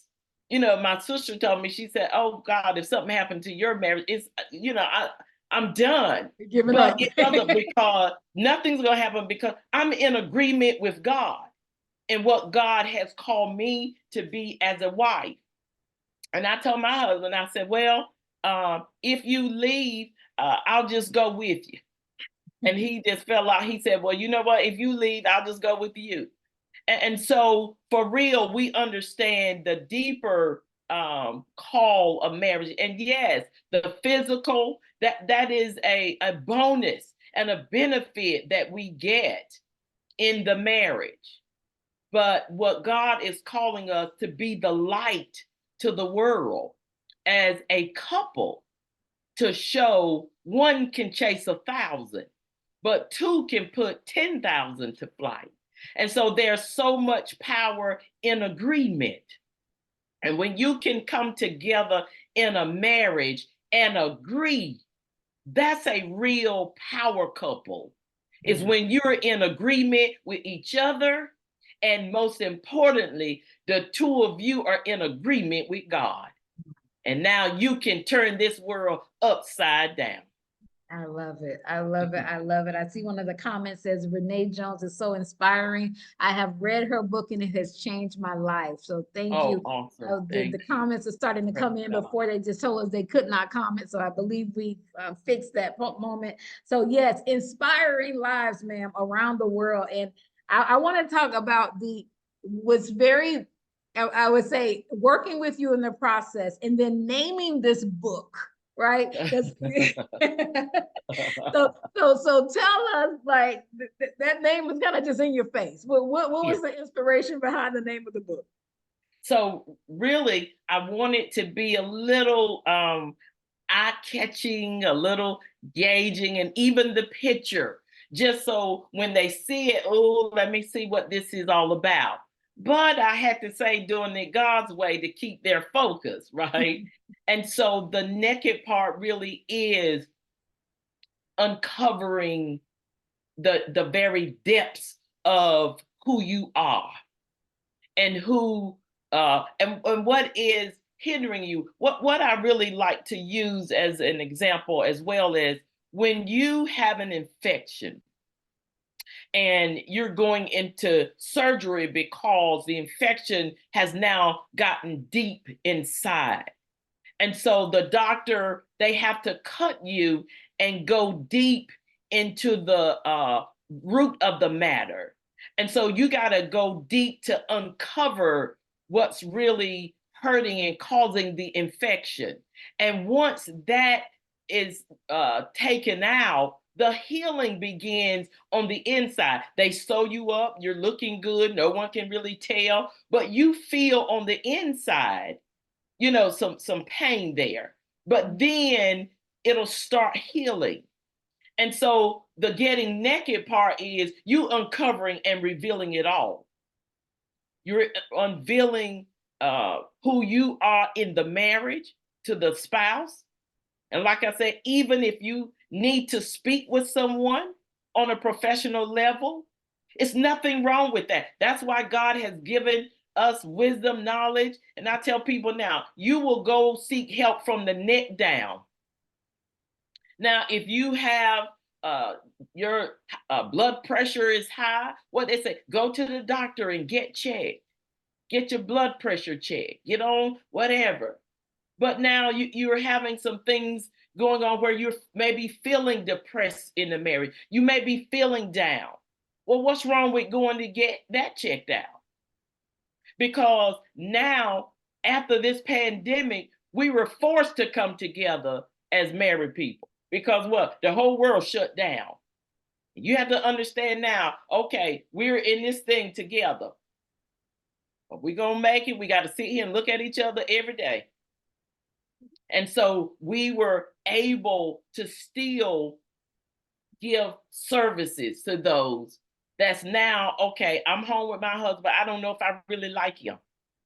You know, I mean, for real, people were very honest and then had to understand, how do we now reacquaint ourselves with each other?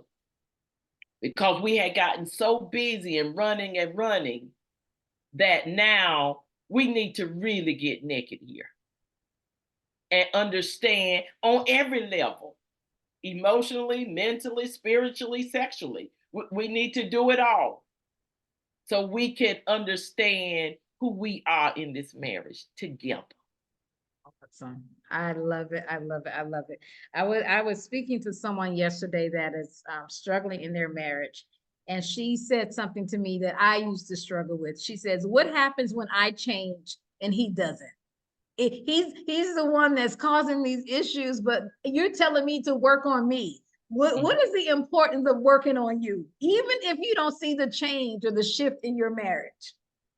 And this is why this book is also, you'll find scriptures throughout and then prayer at the end of each chapter, because while you're working on him and you're revealing and uncovering between you and God, it's important to have a prayer life. And then you're going to have to release him to God and trust God that this is your manservant. This is who you have joined me with. And it's me that's able to stand and cover him when he doesn't even understand who he is. But God, I come in agreement with you about my husband. I don't agree with what he's saying if he's speaking contrary to who God is calling him to be. And so what happens as wives, we're looking at his actions, what he's saying to us that may not be lining up.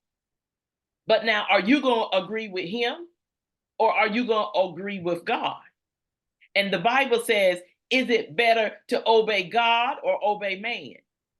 So it works that same way. So if you're going to stay in the marriage and stand there and he's changing, you're changing, or y'all, oh, I don't love you. Okay, now, do you believe your vows?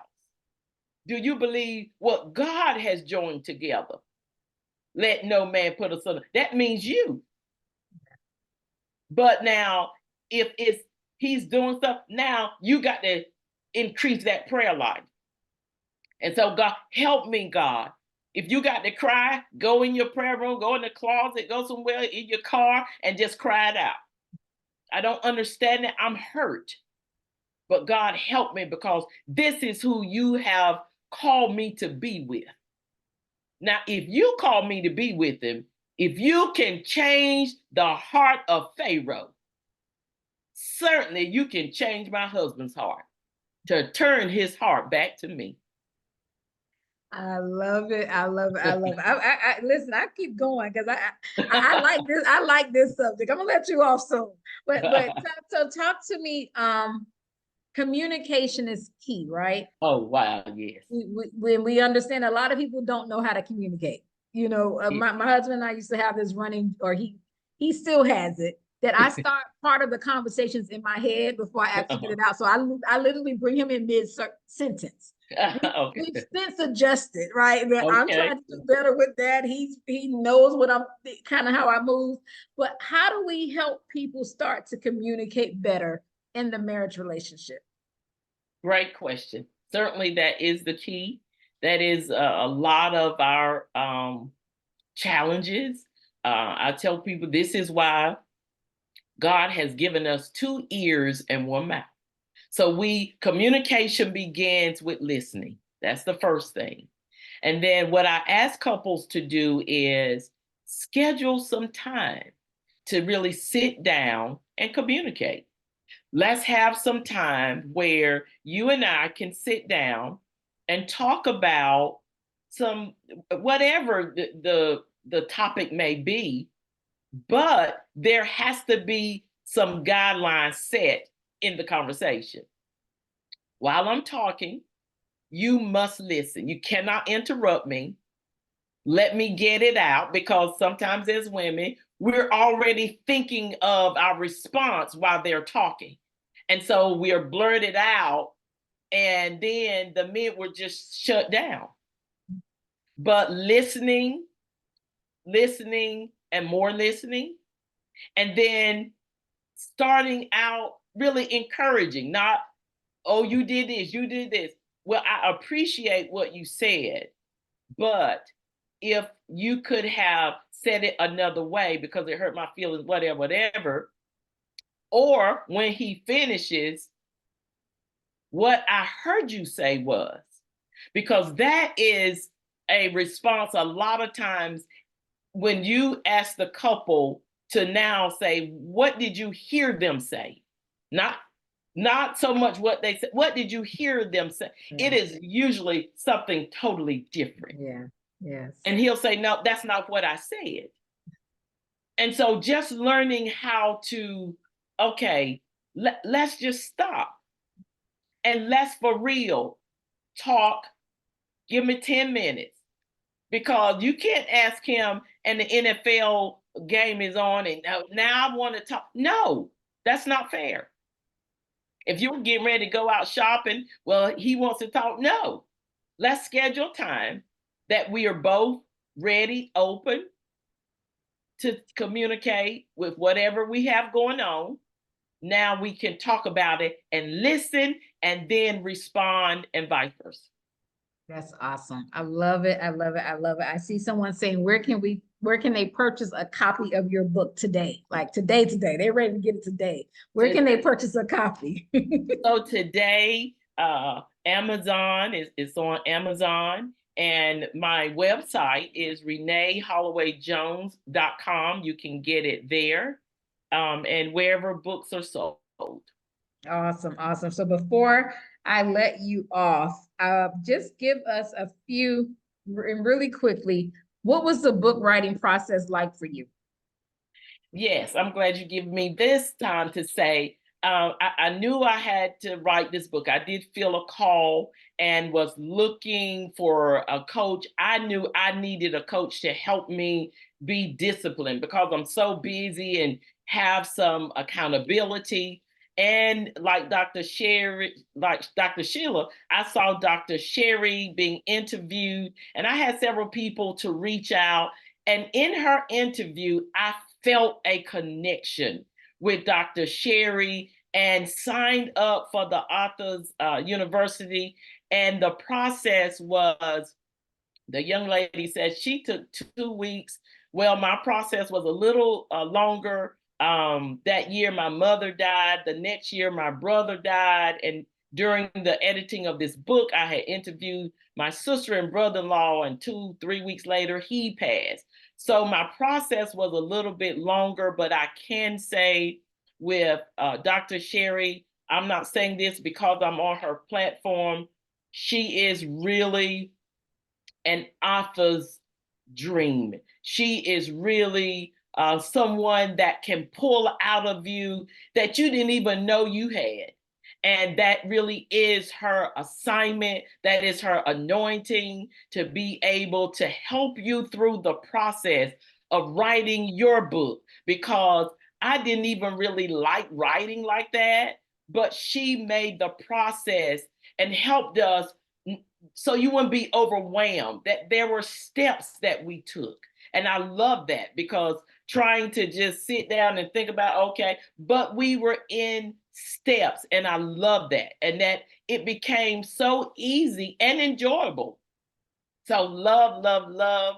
Walton Publishing Company, they published my book, amazing people.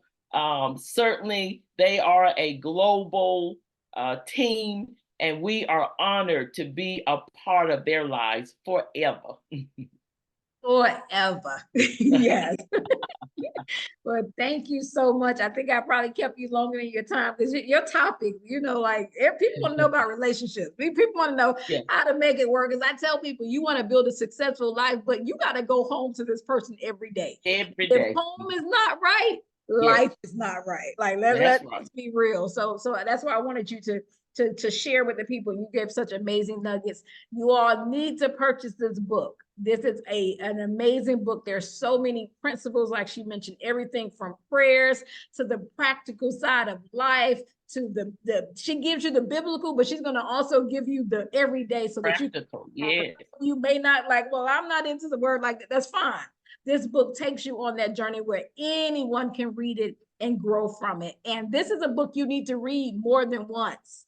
There's so much information that you need to keep reading it until you're able to master your relationship. This book is amazing. So I thank you so much. I know you travel around speaking, and I'm so just thankful that you were able to take some time with us today. So thank you again, Miss Renee Holloway Jones. It's such a pleasure to talk to you today.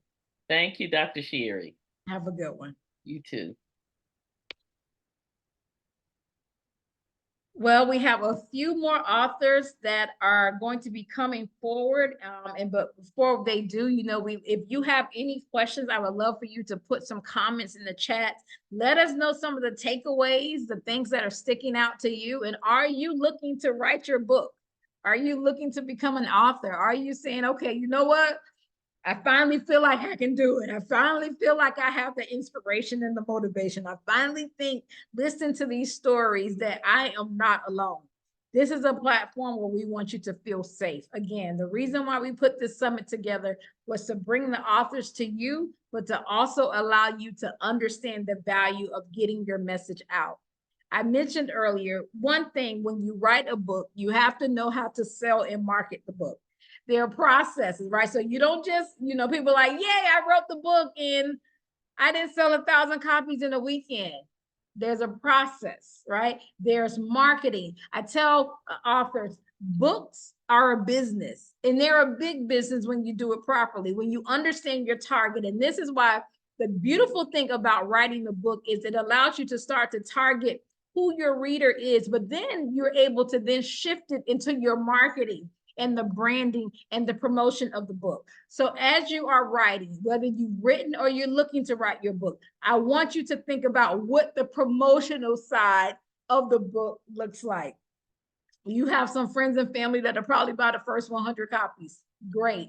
But how do you keep building from there? How do you keep putting yourself in positions for your books to sell? Well, I'm glad you asked. One of the key things about books is it creates you as the expert in that space. You become known for that thing. And once you are an expert in that space, people call you to come and speak and connect and coach and to teach. There are multiple streams, and I'm going to say streams, that I want you to think about with creating your book. The book is only one stream. There's opportunities for you to coach people with another stream. There's opportunities for you to get paid as a speaker with another stream. There's an opportunity for you to turn your book into digital products. That's another stream. There's the opportunity for you now, once you become an expert, to create key partnerships with other people in various industries. There are platforms that you can advertise and promote and to speak. You literally can do a book tour, connecting with people in different places. And you're like, wait, I don't know hundreds of people. Fine, build your community of 10. Build 10 faithful people that will show up and support you. Build 10 people that you sow into, so that those people turn into brand ambassadors that help you to carry your message. We have to be very strategic in these times, right? I believe that not only is your book an opportunity for you to use your voice, but it's an opportunity for you to teach others how to find their gifts and use their voice. People pay you for the value that you show up in the marketplace. People pay you for the solutions that you solve. So as you are listening to these authors, as you are thinking about your book, I want you to start processing and thinking, what can I do to get more book sales? What can I do instead of just doing the traditional things that everybody is doing? Can I go speak at a children's home? Can I add my book at a doctor's office because it brings some type of solution and healing at people? Can I create a partnership with stores that do pop-ups and community events? Where can I take this book? And I want to tell you that you will be unstoppable when you understand the power of marketing your book. Some people I even know go out and hire a publicist. They get publicists to help them promote their books. There's so many things. And you say, okay, well, I may have put all my money into writing and publishing, and I don't have anything else to put into hiring a publicist. So I tell people this: we have two things. We have time or we have money. We have time or we have money. So if you don't have the money, then you need to make the time.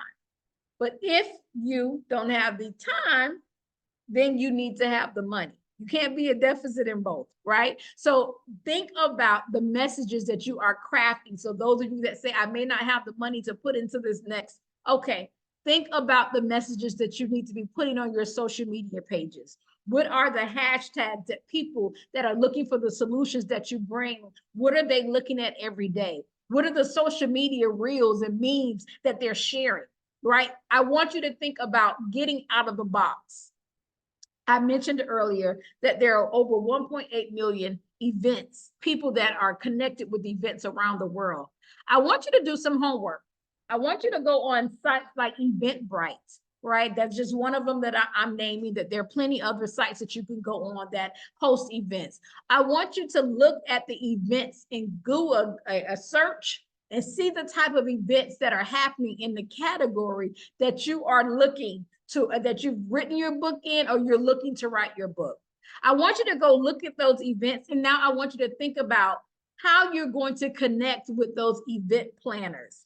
How are you going to get in front of the people that are paying, that are buying books wholesale? They're buying books in bulk. They're buying books for schools. They're buying books for libraries. They're buying books for colleges. I want you to think about connecting to the people that are saying, yes, I'm looking for an expert in this area. And that's going to be a part of your homework.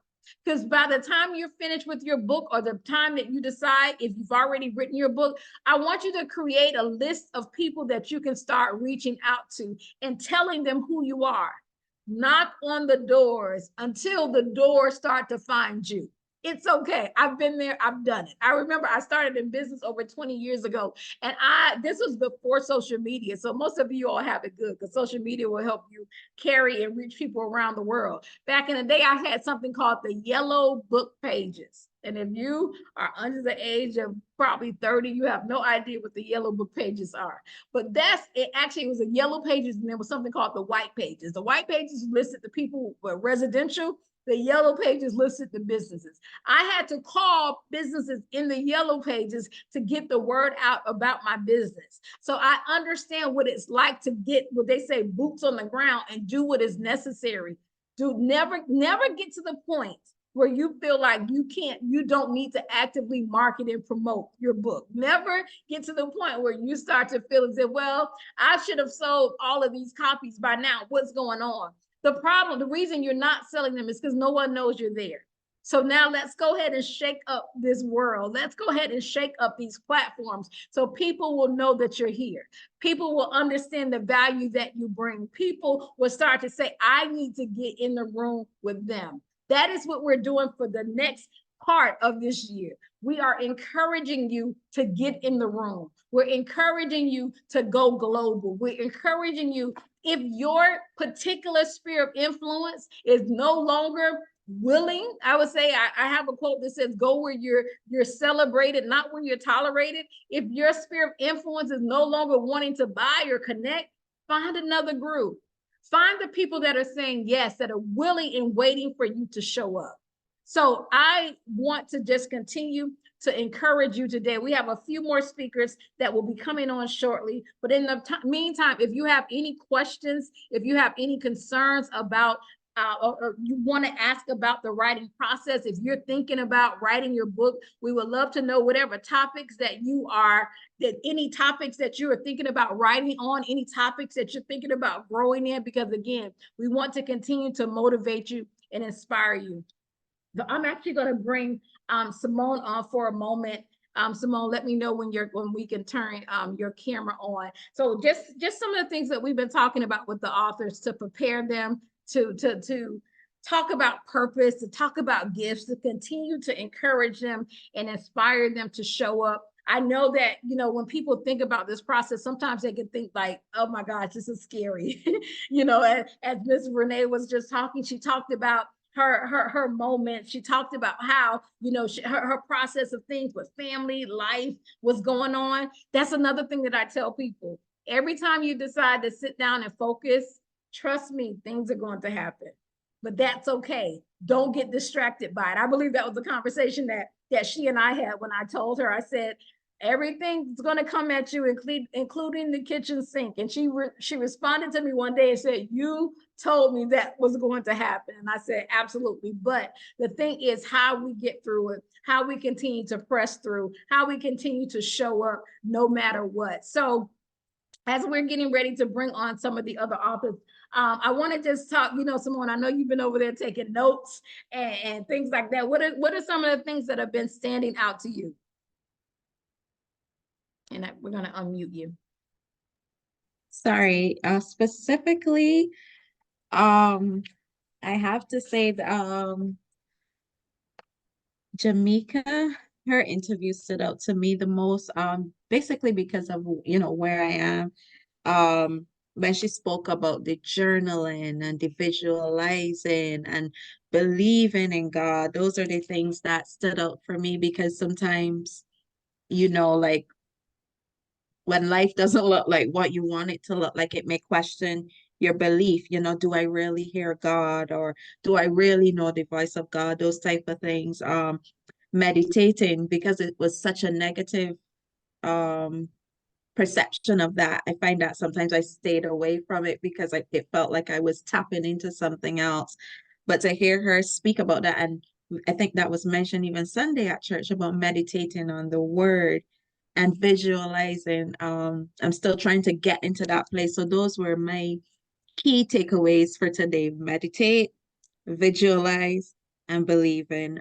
Those were my personal takeaways for today. But even in listening to the authors and the passion that all of them brought here so far, I know I've been considering writing, and I'm like, but why do I want to write? And I know you gave some reasons earlier.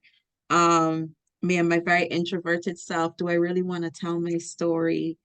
Those are the type of things that you would have to overcome, willing to be vulnerable, because sometimes we think that we're the only ones that may be going through what we are going through, and there are others out there that are going through what we're going through and want to hear your story and want to hear it from your perspective, and just to see how you got through it. And I'm saying that by faith because sometimes you're still going through as you were writing.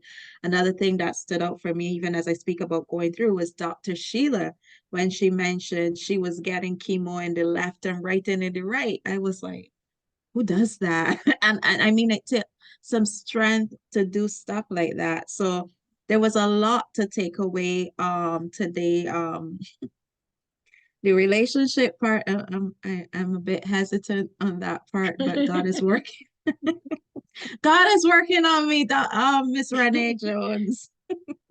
I'm a work in progress, but yes. But those two really stood out for me. Yeah, no, there was some very good points. And like Dr. Sheila, I saw Dr. Sheila go through that process, and it was so interesting because when I saw Dr. Sheila, she looked totally different. Obviously, when her body is going through chemo and her whole everything, all of her character, her face, her features, everything looked different. And when I saw her go through the process and then finally go through her healing, and I saw her jump online one day because we always do these calls on Zoom, I was like saying to myself, like, I didn't want it to be like too shocking. And I'm looking like, is this the same lady? I'm literally saying that to myself because she had this glow and she was smiling, and I was like, wow, there are not too many people that can go through these journeys and come out on the other side, and that is some of the things that when I push authors to write their books and to tell their stories, and that thing that's burning within them, a lot of the process of what she went through, her healing came through writing the book. Because I was now going to ask you about that. Can you, and I'm sorry if I crossed you, but no, go ahead. Can you write a book even if the journey is not, or would you encourage somebody to write a book even if the journey is not yet completed? Absolutely. Now, whether or not we fully publish the book is one thing. I believe that writing is very therapeutic, right? It allows you to release. And a lot of times when sometimes people can be afraid to write the book But as they're writing the book, there are things that start to unlock on the inside of you. There are insights and revelations that you start to get about yourself. And I can't explain how this works, but I've just seen the process over and over again. Every time people start to go through the process of writing their book, there's another level of them that is revealed. There's another level of them that they're able to tap into. So I've seen it like happen so many times that this is why I'm an advocate of writing your book, not just because I want you to have something to do. It's because I understand the process of healing. I understand the process of understanding your journey. One of the things that we do with authors is I talk to them a lot, and I think I mentioned this earlier. There is a process to your journey that you need to understand. Writing a book literally allows you to put it in order and think about, I did this, I did that. Next, I went to a class. Next, I read a book. Next, I attended a seminar. Next, I went to therapy. You're able to now map on as soon as possible, as much as you know, in that process, so that you're able to put that book together. So as we're looking, I'm like, yeah, it's really bringing in revelation and insight, and it brings you clarity as to what you're supposed to be doing in life. You may not have all the answers before you write the book, but it allows you in that process to say, okay, I'm learning more and more about myself. I'm learning more and more about who I am. I'm learning more and more about myself in the process. So yes, to answer your question, I will encourage you, even if you're still learning, you're still becoming, you're still evolving, still write, still start the writing process. You may find, and not just you as in you, but people find that the healing actually comes quicker as they're writing, because now they have clarity. They're able to see the lessons that they were supposed to learn. They're able to see the patterns that start to repeat in their lives. They're able to see the mistakes that they may have made, or the boundaries that they haven't set up. So there is a process that I say a method to the madness. But with this, it allows them to understand and unlock. Now, on the flip side of that, if you are still in a place, like obviously everyone writes from a different perspective. So let's say that you've just experienced a breakup or a divorce. I would not suggest you to write a book about relationships. It's gonna come out angry. It's gonna come out all men are dogs. I can't believe this. Don't waste your time. If you are going through the process and you're still in the fire of it, now you may have passed through and you're kind of coming out. That's when we release it. But while you're in the thicket of things, it's time for you to process and think about it. So I hope that answers your question. Yes, so, it does. Yeah. So and I always talk to people about books being tied to your purpose. Books are, I believe, are tied to your purpose, because no matter where you are in life, you can help someone else. And you may not physically be able, like Miss Renee's book is over 50,000 words. I may not be able to sit and tell you 50,000 words and sit with you for hours and hours. But if you read my book, then you're able to get insight and revelation. It was almost as if you were talking to me. I have a few books that I've written. One of my more recent is Help, I'm Pregnant with Purpose, How to Manifest Your God-Given Purpose Without Delay. And in that book, I talk about the process of discovering your purpose. And then I take people on that journey. There are a lot of people that come to me and say, I can't find my purpose. I say, go read the book.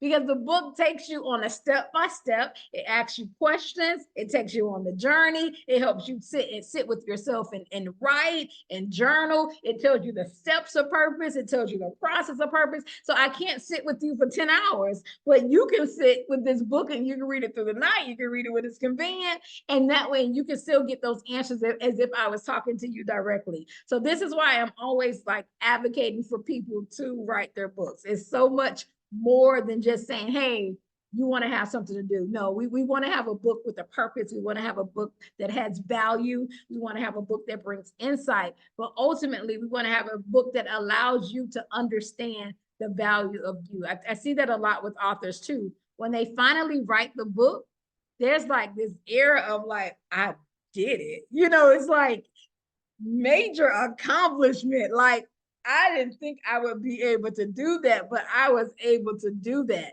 That is what the importance of what we're doing and what we're talking about today.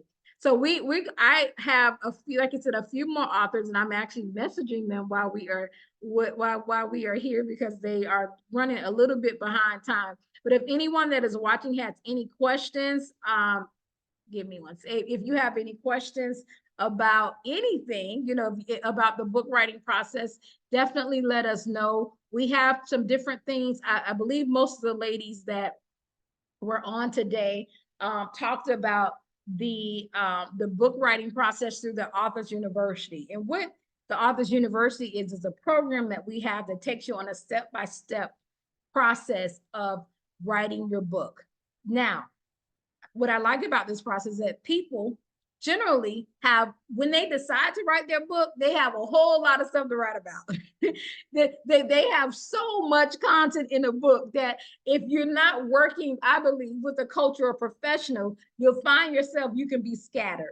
The process can feel overwhelming. So what I did in the Authors University is that I worked backwards, right? So from the finished book all the way back to where it starts.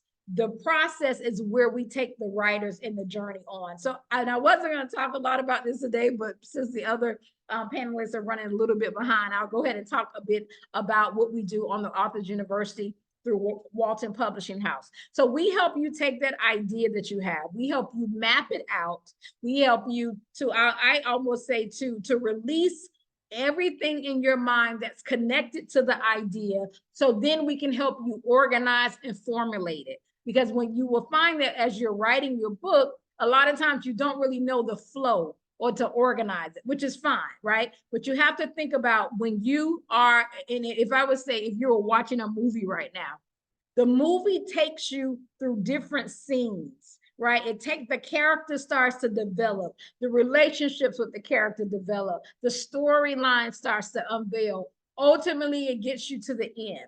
That is what your book is like, the process. There is a storyline, there are characters, there are moments, there are things that are coming together piece by piece, and those allow you to make the connection so that you are able to put the book together where people can clearly understand and have clarity. So think about that process, right? Think about what the unlocking of that process looks like. And then as you're doing it, we help you organize it in a way so that you have a certain flow about what you're doing.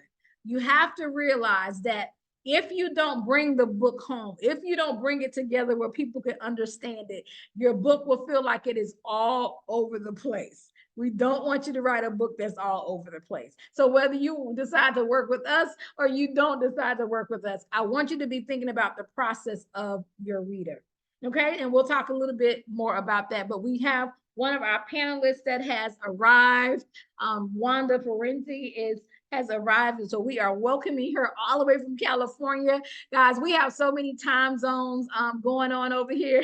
So we're so thankful when people, when they're coming in on their time zone. Like I mentioned to you all, this is a global platform, right? So as we are connecting on this global platform, you're going to be able to connect with people from all walks of life. So we are going to bring on Simone. We're going to bring on Wanda so they can take over our next segment.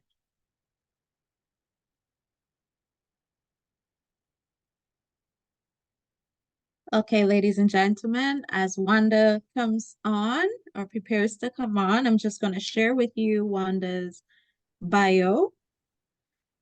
So, Wanda Mitchell Parenti, a California native, was born in the San Francisco Bay Area and was raised in Southern California in the city of Inglewood. Even at a very young age, she has always been told that she had a very old soul. And to this day, at the age of 53, you'll often hear her say, "I'll believe that I have been this age all of my life." People are her passion. She is someone who truly cares deeply about all people and does whatever she can to lend a helping hand when needed. After completing high school, Wanda studied fashion merchandising and marketing at FIDM, which is Fashion Institute of Design and Merchandising. This led to Wanda having a 25-year career in the fashion industry. There, she enjoyed being a visual display artist and merchandiser and eventually became a corporate sales executive, running multiple units. Wanda later attended the University of Phoenix, earning a bachelor's degree in business management. Wanda is the loving mother of four beautiful children, all of whom are her top priority in life. She is affectionately known as Mama Bear. She protects her cubs at all costs. Her children played a major role in her making the really tough decision to change her career path from fashion to healthcare, which led to her working in the reproductive medicine industry. This new endeavor proved quite rewarding, but also allowed Wanda to be close to home and spend more time with her wonderful husband and children. Wanda became a really big heel. Wanda became, Rhonda began to really dig her heels into her faith and her and for her Lord as she pursued a rich and fulfilling life of ministry. Wanda attended the Oakland Bible College and eventually she graduated from the Rock School of Ministry in Livermore, California. It was time to apply her faith, so she began volunteering at Valley Pregnancy Center as a counselor and educator for the PAC program for post-abortive women in Pleasanton, California, to give to the community, specifically to women. Wanda has been ministering to and mentoring women for several years now. Ladies and gentlemen, we want to welcome Wanda Mitchell Parenti. Hi, Wanda. Hi everyone. How are Welcome. you? Welcome. And thank you so much for joining us. Thank you for taking the time to be here with us. We want to dive straight in because your bio just gave us a whole mouthful about you. And we just want to know as much as we possibly can with the time that we have with you this afternoon. Wanda, tell us about your book and what inspired you to write your book.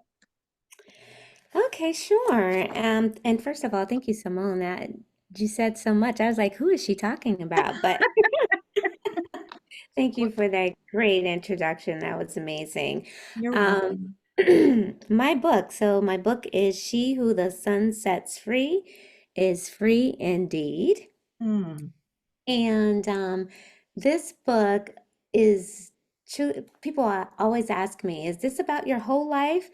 And I'm like, well, no, I'm still here. So it's not about my whole life, but it's definitely about many experiences that I've had in my life. Mm-hmm.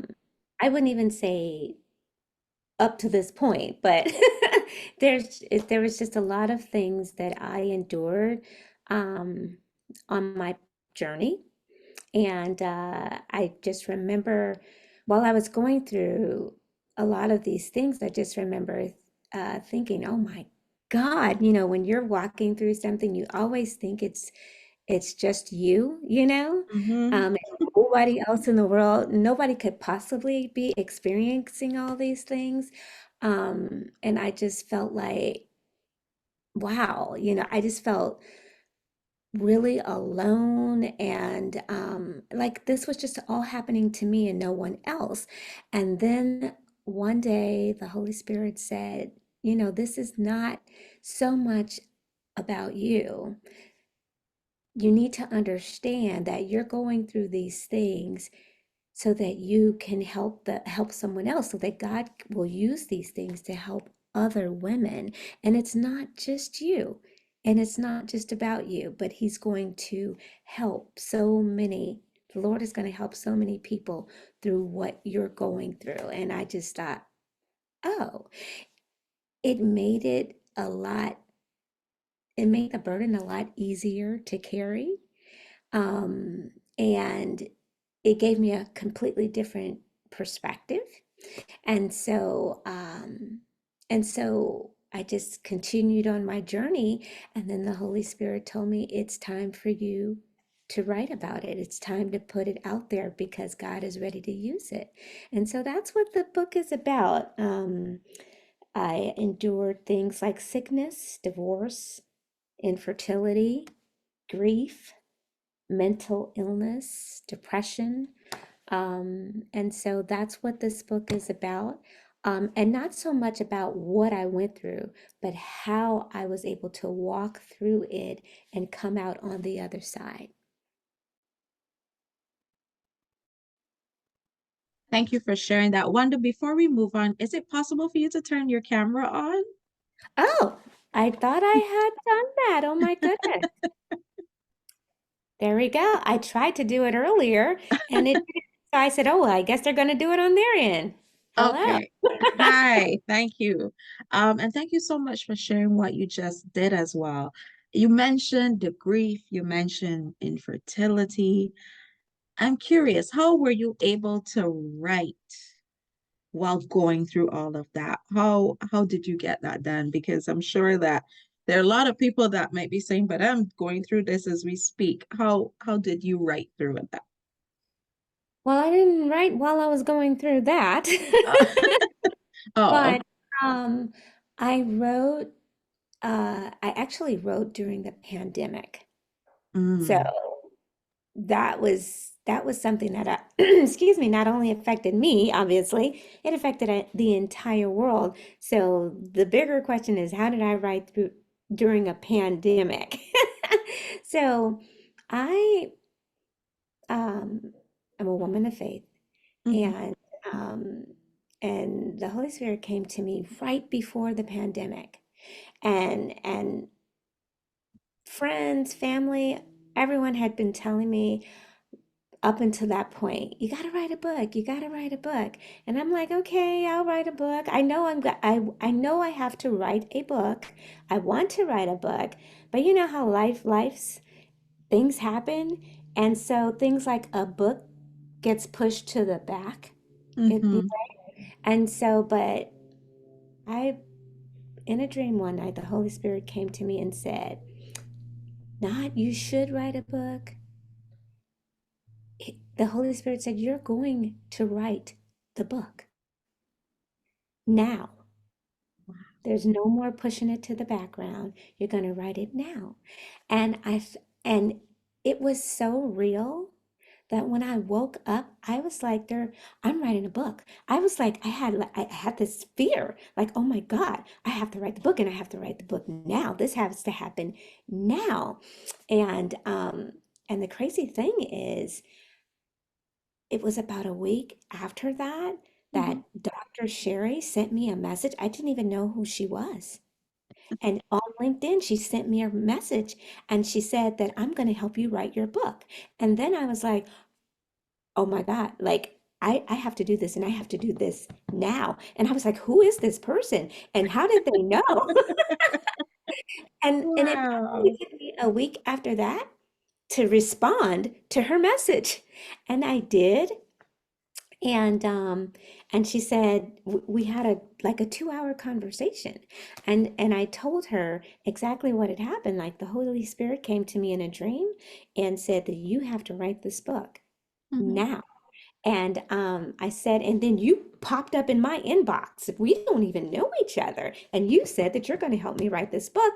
We had this conversation, and she said, well, now that you've spoken your book out to me, I need you to start writing. And so we started like in February, and I think that March, everything shut down. Yeah. And it was just knowing that everything had, you know, the, the amazing thing about God, you know, when it's God, right? Because it just happens and it happens intentionally and it happens with excellence, right? Mhm. So I knew that I was intentionally writing a book and I knew that I was writing it now. I was no longer waiting, that all of the things that I had gone through, God was ready to use it. And so I just started writing. I committed to coming home every day after work because as an essential worker, I had to go to work every day during this pandemic. And I just committed to coming home every day and writing. And it just came, it just flowed like water. It just came. I didn't have to, it wasn't hard to do. I didn't have to, you know, think too much about what I was, it just came. It just I flowed was like, sorry, I want to ask about that part, the writing part of it, because I know you would have shared some personal stuff there with the infertility and then the loss that you went through.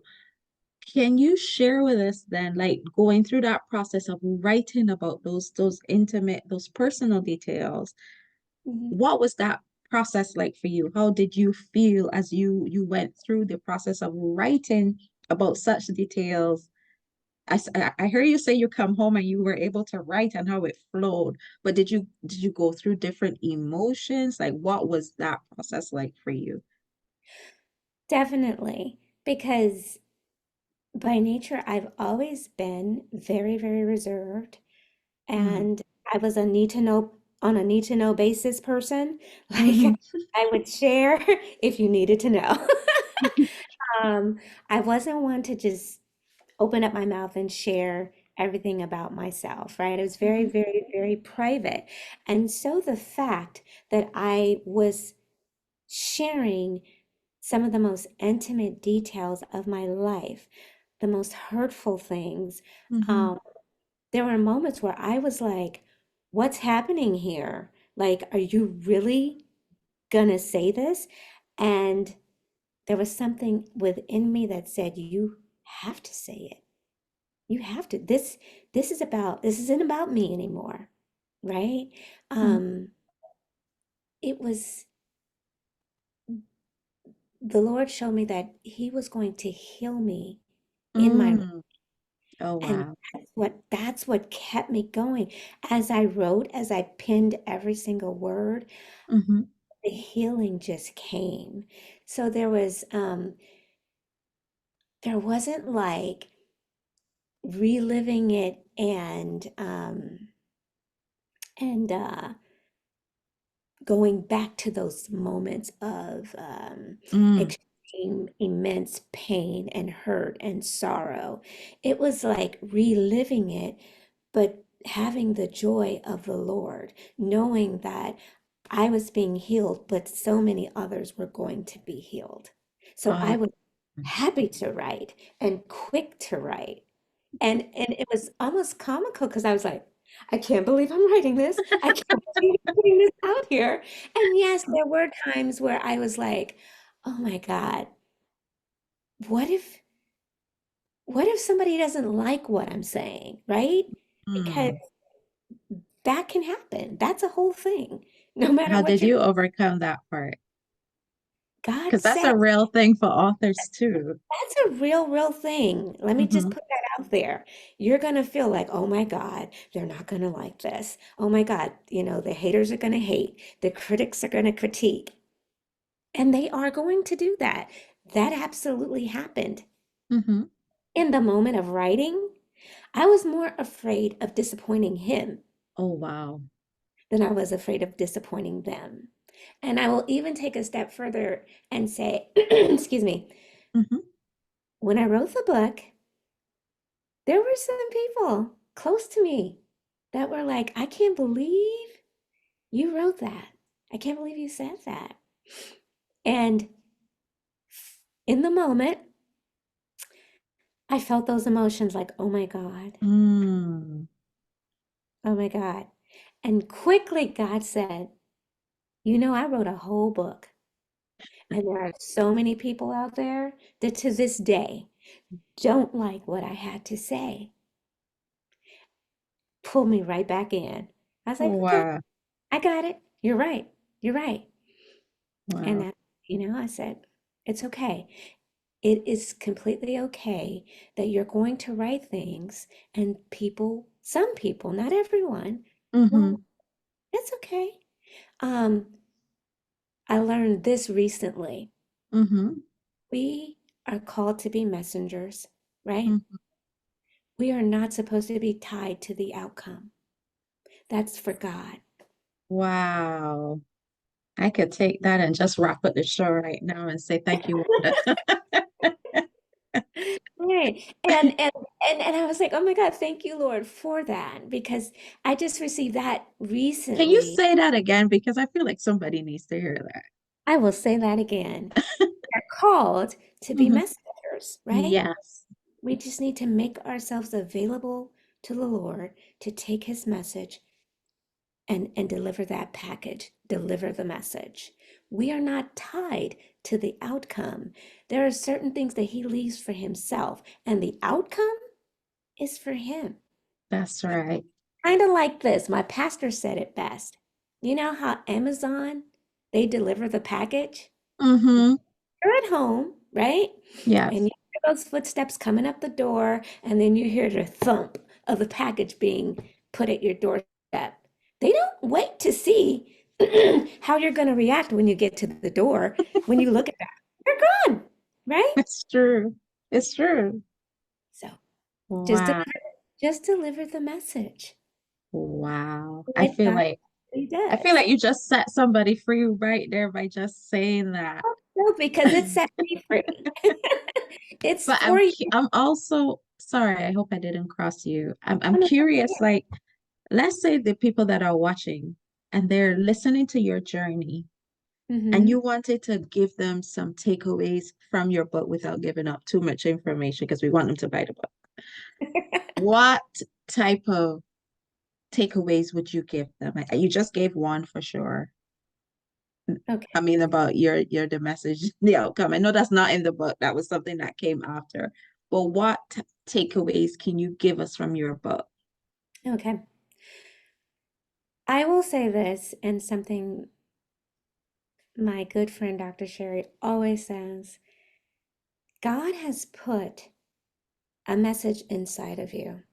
Mm-hmm. Somebody needs to hear it. Somebody's waiting to hear it. So you don't want to keep them waiting. You don't want to keep God waiting, right? Because he's going to use it. He will, I mean, I know these sound like cliches, but Mm-hmm. he will turn your mess into a message, all your tests into testimonies. Um, Also, I will say for me, and if you are a person, an individual of faith, and well, you know what, back up. First, I want to say this because Mm-hmm. I know that this is something that keeps most people from writing their books. Mm-hmm. They're afraid to do it. Fear, right? Yeah. I did it afraid. Wow.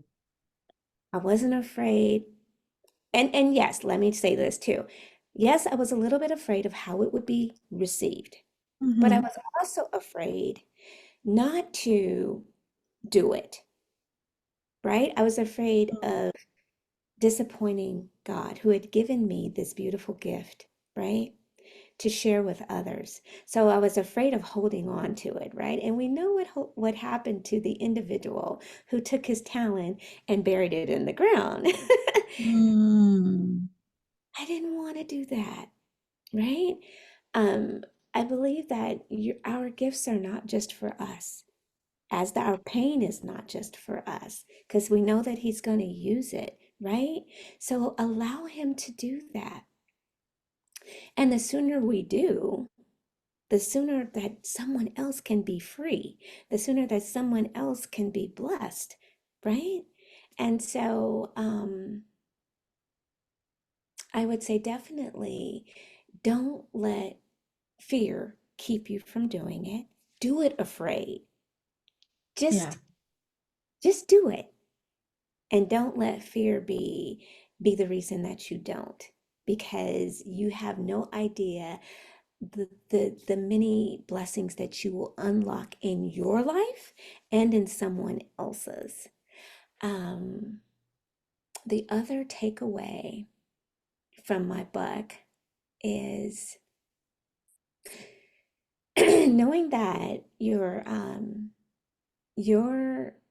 circumstances do not dictate your outcome, no matter what it is.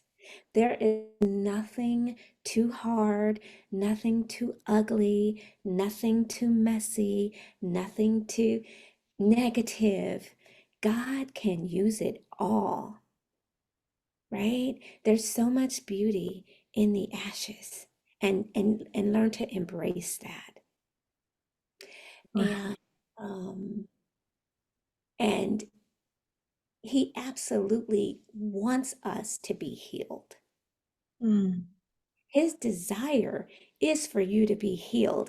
And if you take nothing else away from it, you will overcome by the words of your testimony. As I wrote the words down, I healed with every single stroke. There was Wow. healing in every single word. If you truly want to be healed, if you want to be able to live your life free in Christ, you know, not saying wear all of the things you've gone through as a badge, right? Mm-hmm.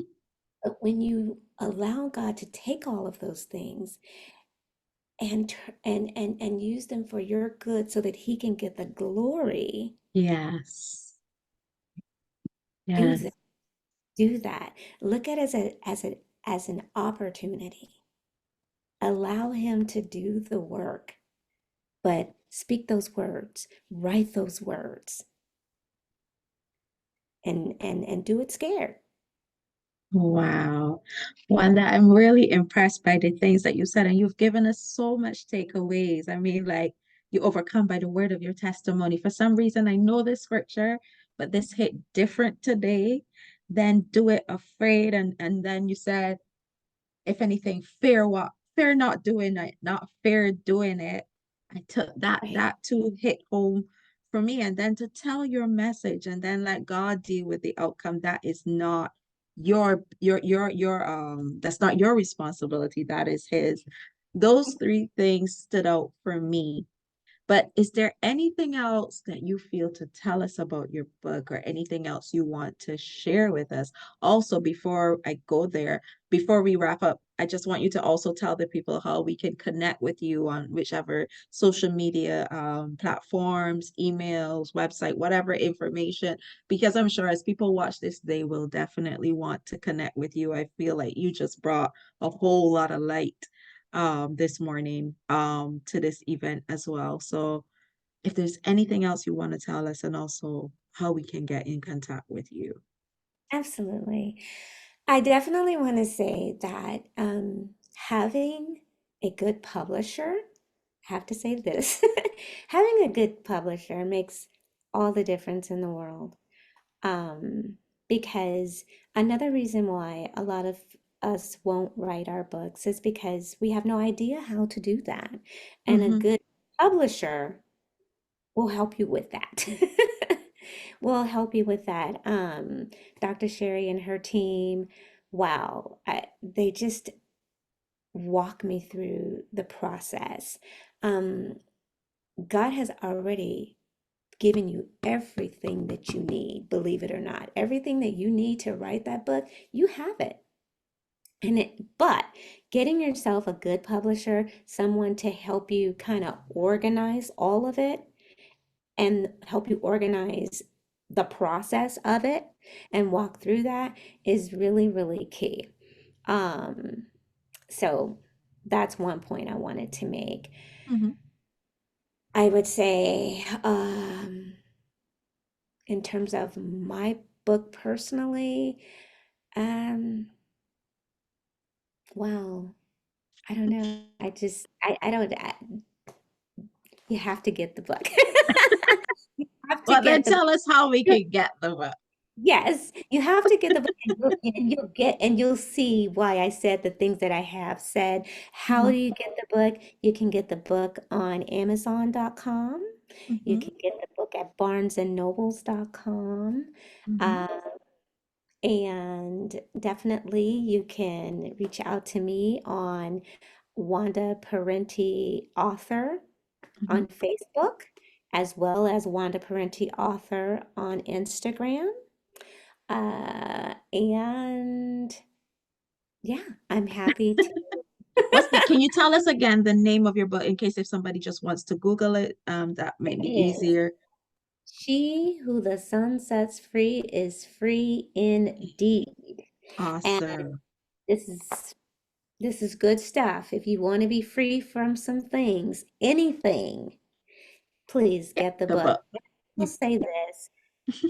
I just kept my hands in God's hands and I kept my eyes on him. Mhm. And that's what got me through and brought it home.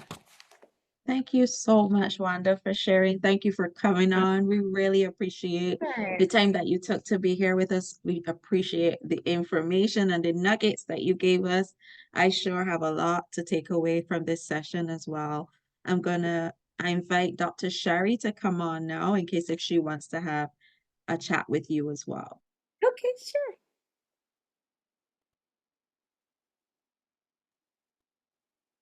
Awesome. Well, listen, we always have chats. Me and Wanda chat all the time. Hi, beautiful. Beautiful. Thank you so much for jumping on. I love the calmness in your voice. I don't know if you all hear this. She brings such healing just with the calmness. I'm that voice is like, what? I want to say yes. So let's center ourselves. And that's what you're going to get. Even when you read her book, you feel the warmth, you feel the love, you feel the compassion. And I know telling your story was not an easy thing. So every time I think about, I think even as we wrote, I would say, you went through what? Like even some of the things were shocking to me, that you had experienced. But what I love about it is that you always saw the beauty in the journey. Like you are one of the most peaceful people that I have ever met. You always see the good and the optimistic and everything. And I believe that has been why you continue to find success wherever you go. So I know you're not just, you're an author, yes, but there's so many other roles that you play. So how has this book helped you as you've been building your business and all these other things? Now that you're establishing this voice, how is this book helping that? Oh my God, the Holy Spirit is so good because I was sitting here thinking I should have really just said, do it scared because everything else that you're afraid of in life that you're afraid to do, you'll just do it and you'll do it scared and it'll be amazing. So everything I do now that I'm like, oh my God, I'm too scared to do that. I just do it scared. So like you said, I authored this book. I went on to author the next book. I created a podcast and now I have a nonprofit. Yeah. But I did all of it scared. So I don't know, maybe take those things that are keeping you back and let those things actually be the thing, the catalyst that propels you Yeah. into your destiny, into what God has for you. Do it scared. Do it scared. I love it. I don't think people really understand because I reached out to you via LinkedIn. LinkedIn was like my jam, right? I met most of my authors through LinkedIn. But what I like about it is that generally when you all are thinking or you write the book, you're like, oh, this is nice. And I'm like, it's going to open up so many more opportunities. And you all go along with the journey because, I think I'm probably crazy enough to convince you, like, yeah, but really, I have seen the transformation and the evolution since I met you in 2020 and all of the things that have opened up for you because you said yes. I believe Yeah. this is the process of saying yes. So talk to that person today that needs to say yes. Oh my God. Yes. Yes, yes, yes, yes, yes, yes. I think it was Shonda Rhimes. She did a TED Talk, and I think it was finding your yes or your no. But I remember hearing it and I was like, oh my God, yes, because Shonda Rhimes, if you guys don't know who Shonda Rhimes is, I mean, she writes everything. How to Get Away with Murder. What was the one Great with Grey's Anatomy is still on. everything, Everything. right? Right. So it can go both ways. Find that thing that, again, you're afraid to do, right? If it's saying yes, or you have a problem with saying no, find that thing that you're so afraid to do and do that. Do it. It will change your life. And I was so afraid. And I'll say I wasn't writing the book because life was lifing, right? getting married, having children, all the things, working 10 jobs. But no, I didn't write the book because I was afraid. I was afraid of the same things that so many other people are afraid of. What are they going to think? What if I sound crazy? What if nobody likes it? All of those things. Do it. Yeah. Do it. Yeah. Let all of those things propel the doors that will open. The doors that when we have our fists closed, nothing could get in. Open your fist, but open your mouth, open your heart, open your mind, open your eyes, and you will just be blown away of all the things that will start coming your way. And if those things scare you, just continue to do it all scared. Yeah. Do it. Yeah. I love it. Let Now me I ask. embrace it. I'm like, yeah, okay. Yeah, bring it on. Bring it on. The more it scares me, the more I'm gonna do it. Here's one more thing before I let you go. The process of writing your book, did you find that you had forgotten some of those life experiences? Had you tucked some of them away, those moments, those time as you wrote, did you start to realize like, wait a minute, I experienced this, or wait, I went through that? Talk to us a little bit about that. Absolutely, absolutely. Like I said, it kind of just flowed, and so things were coming out of me that I was like, oh my God, wow, yeah, that happened. As I was writing, I was like, that happened too. And yes, and I just, all of it, all of it. And, there will be, let me say this because sometimes things happen in life and it doesn't just happen it's not just you, right? It involves other people, right? And so, and then you feel like, oh, that's when you might feel like there's a block because you don't know if you want to include that person because you don't know how they're going to feel about it. Don't be afraid to ask them because a lot of people they become afraid. Oh my God, this happened. I shouldn't write that because I don't want them to be exposed. I don't want them to be upset with me. Ask. There is power in the suggestion, right? And I'm telling you, if it's something that God wants us to know, you'll be surprised at what the outcome is going to be because a lot of things that I wrote about didn't just happen to me, there were others involved. And I was like, oh my God, this might hold up the process or this might get tough, right? And so I was like, you know what? The power's in the suggestion. So I was afraid to ask, but I asked anyway. And because it was all God, everyone was like, do what you have to do. Go. My mind was blown, completely blown. And so don't let those things stop you or trip you up or get you stuck. And another thing I will say, there were times, Simone, also that, yeah, I sat down and I was like, because again, it was a pandemic. So there was a lot going on in the world, not just in my life, in the world. And I was just like, because of everything that was going on, I just couldn't sit at that moment. It's okay to say, okay, I can't sit with this right now. Get up, walk away, and come back later. So don't get so afraid when you're like, oh my God, it's not coming. I got too much going on, the kids, my husband, the job. It's okay to walk away, but go back to it. Yes. And it will just flow. Wow. So, yeah. Well, thank you so much, ma'am, all the way from California. Ms. Thank Wanda you. Ferenczi, The thank you pleasure is all mine. And next time I plan to be there. to bring you to Barbados. Yes, we are. Yes, Yes, yes, I'm ready to come. yes. Thank you so much for sharing. I always just appreciate the love and the attention that you give to your projects. I know people are you wrote this book a few years ago. People are still being blessed by this book. So that lets you know the message goes on and on and on. So thank you so much for joining us today, and we will talk with you soon. All right. Thank you. Bye, everyone. Have a blessed day.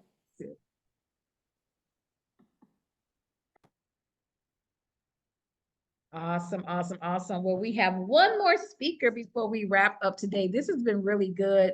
Thank you all that have been sticking with us on this journey. Of course, I've had a few people say they have to jump off, they'll jump back on. There's going to be a replay that's going to go out because we know that this is something that is going to go global with the amount of people that need to hear the message. These authors have spoken from a very sincere place. They've spoken from a place of encouragement and motivation. They're giving you the tips, they're giving you tools. There's so much that you'll be able to take away from this today. So I'm going to read the bio of the speaker that we have up next so that we can get ready to welcome her to the platform. Dr. Natasha Hampton is a highly driven woman who was born to break barriers. She proves that when powered by purpose, women are unstoppable. She's built her storied life and career brick by brick, fighting fears, failures, and setbacks to have the success she's always known was hers to claim. Today, she personifies what it means to ascend above adversity while inspiring countless others to do the same. Having honed her expertise for nearly 3 decades, her award-winning work overseeing the administration of municipal governments is a testament to what it means to leave an undeniable mark on the world. She inspires, she empowers, she unleashes. Extraordinary at walking others through radical transformation, she is relentless about her client's success as she is her own. She is more than their confidant and coach. She's their champion. Because she doesn't simply change lives, she expands them. Dr. Natasha S. Hampton's bestseller, High Heel Leadership, The Art of Being a Woman in Power, is the blueprint you didn't know that you needed. And When the Heel Breaks is the infrastructure for self-reconstruction. Affectionately known as Miss Red Bottoms, her motto is you can never step on anyone's toes with 5-inch stilettos on. We are welcoming the Dr. Natasha Hampton, and we're going to bring her to the platform. Welcome, Dr. Natasha. You can start your video whenever you can. Perfect, perfect, perfect. Hello, beautiful. Hello, everyone. Hello, Dr. Sherry. Yeah, thank you for joining. And where are you chiming in from today? I am chiming in from the airport, coming in from, but living in Cincinnati and traveling to Florida as we speak. Every time I talk to you, you're jumping on a plane, getting off a plane, doing something, moving and shaking. So thank you so much for making time. You know, I know you have a very busy schedule. New opportunities are opening up for you, and just life is life in a good way. So In a very good way. So tell us a bit about you, Dr. I know we read the bio, but tell us the things that we didn't talk about in the bio.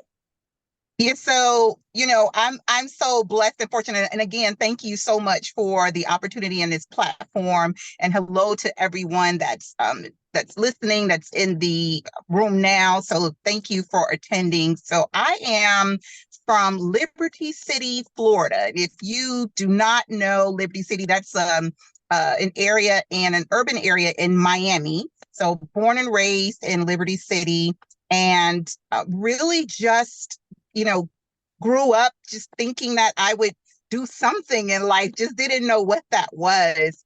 And I actually started my public service career in 1997. And at the time, I didn't know that's what I wanted to do. I just needed a job. I had kids and I needed to provide. So, but coming into public service, I was surrounded by really amazing people and women. And that mentorship really propelled me to what I nothing short of an extensive public service career, having done everything from construction and facilities management to director of human resources, and now managing cities, large cities. I currently manage the 35th largest city in the country right now in Cincinnati, with a more than $3 billion annual budget. Wow. So I have had a really amazing life, serving others.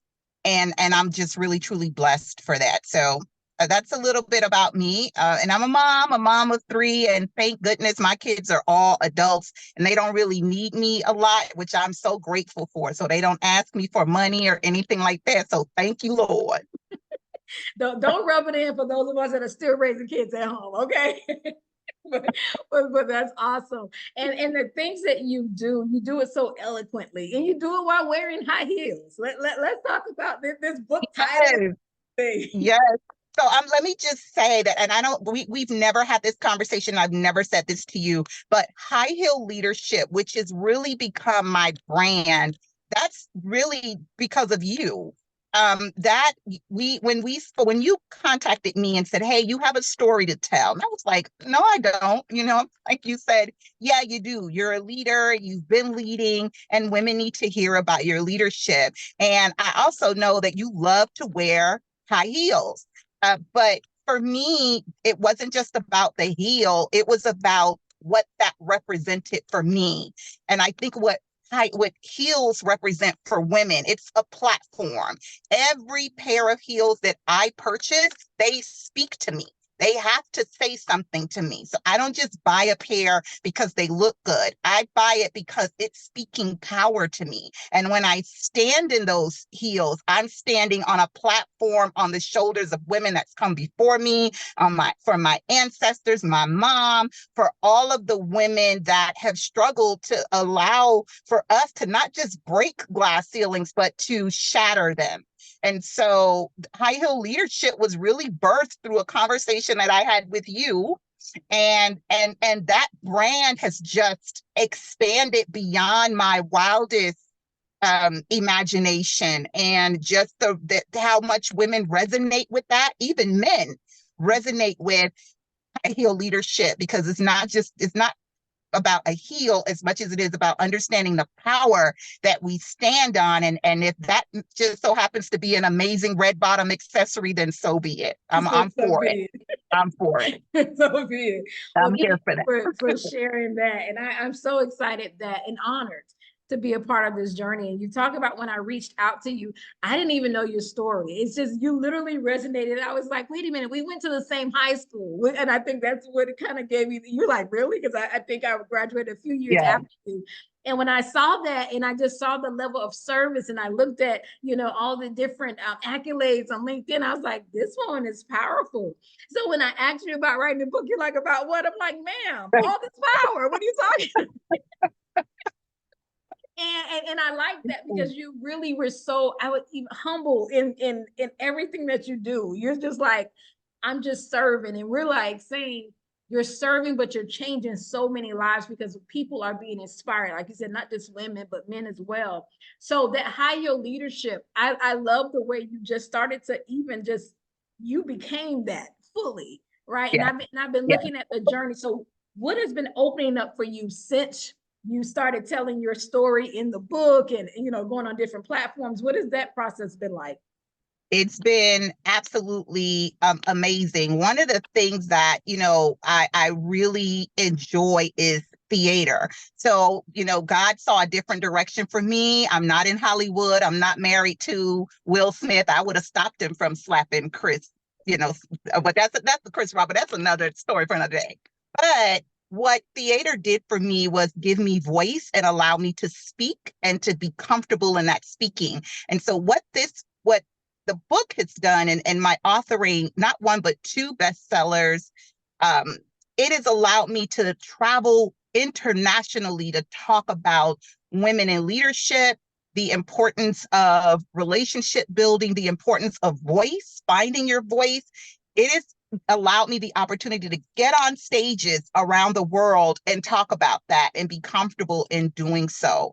So, and I don't think that could have happened absent me authoring under your guidance and your leadership, authoring these books. And so I actually just finished being the keynote speaker in Kansas City for their Black History Month event, and received a standing ovation, which that's not my goal or intent, but it was amazing to see that. And it's all from someone reaching out to me as a result of the book that I've written, and I speak at conferences, and when folks Google or they go to Amazon and they see it, I've gotten numerous so many different speaking opportunities, not just speaking, but paid speaking opportunities. Let me say that, make sure I annotate that, paid speaking opportunities. I love it. So I want to hit on two things as you're talking. You know, it's so funny because we work together very intimately in this book writing process. And every time we're talking, it's like little light bulbs. I'm making notes. You talk about in your book, you were very vulnerable about your leadership journey. And even in the last book, there was a pivot, even in the revelation of your leadership journey. Tell us a little bit about that without going deep into the book. Tell us a little bit about the transition of leadership, a woman in leadership, a woman in power. And then what that looked like a few years later after you experienced some other levels throughout that process. Yeah, I think that women particularly, and Black women even more so, or women of color, when we think about leadership, we often think about leadership from a positional standpoint, where we're in a position of leadership. So that's a C or E suite position. Rarely do we think about leadership from a self perspective, like that leadership, that power innately in us. So when we go into these leadership positions in these organizations, we're often coming with a perspective that's not our own. We're often coming from a perspective that has been taught to us. We've been taught how to lead. We've been taught how to be a leader. And oftentimes that's not in our own feminine energy. That's not in a way that we feel comfortable in doing so.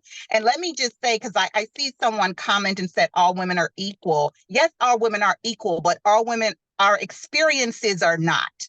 And in leadership, particularly, women of color have very different experiences than our counterparts, and that's fact. And while I won't get into that, what I will say that for me personally, I know that I took into my leadership journey the experiences of those before me and the experiences of women that I was working with. So I'm taking preconceived notions and understandings about leadership that was not my own. And in that, the journey has not been as smooth as I think that it could have been. Yeah, and it's so funny because we haven't had controversy. Now you get on here, people are like, wait, leadership, yes, stand in all that you are. And you have Absolutely. what I love about it is you do it gracefully. Thank you. Everyone is not called to everyone. And I talked about that earlier. There are people that are assigned to your voice and your gift. And I love the fact that even as you walk in your purpose, you're very clear of your assignment. And this is a part of the assignment. There are going to be people that agree and people that don't disagree, right? But even in all of this, we understand that there's value in your experiences. No one can take your experiences from you. No, you know. Yeah, and I think as women, particularly, we often dismiss that. We often don't expect of ourselves to even have experiences. And then when we do, we underplay them. We don't consider them to be equal to our counterparts. So in leadership, we have a really tough time acclimating to leadership. We have a really tough time. We go back and forth. Was I being too harsh? Do you think I should have said it that way? I don't, maybe I shouldn't say anything right now. I doubt seriously that men experience that like we do. They don't experience the questioning of their decision making like we do. And again, I think that that's because, and that's what high heel leadership is, the art of being a woman in power. It's not about stepping into a room and yelling, "Hey, I'm here." No, it's you knowing your inner power. It's you knowing your inner power, not just knowing it, but embracing it wholeheartedly and being unapologetic about the inner power that God gave you, the gifts that he gave you, and setting boundaries so that you don't give your gifts or power without recognizing when it's due or when it should be given. Yeah. Yes, I love it. Someone just said, well, explain. So listen, a lot of times we speak about where we come from and why. And it's about educating people, because if they've never been in your shoes or your high heels before, they don't know what it's like to walk in them, right? So this is, I love these type of platforms and opportunities where we all can sit at the table and talk about your experience. I told you as I worked with you, my experiences are not yours. I work for myself. I'm not in a corporate or government. You enlightened me to see, wow, these are what women are experiencing out there in the workforce, that as they climb, there's a process that they're being hurt, abused, there are things in this that most people don't talk about, so I'm so glad you were vulnerable with that, because even still in your book, you exposed a lot of yourself. Yeah. And I think, and that's my power. My power is my vulnerability, because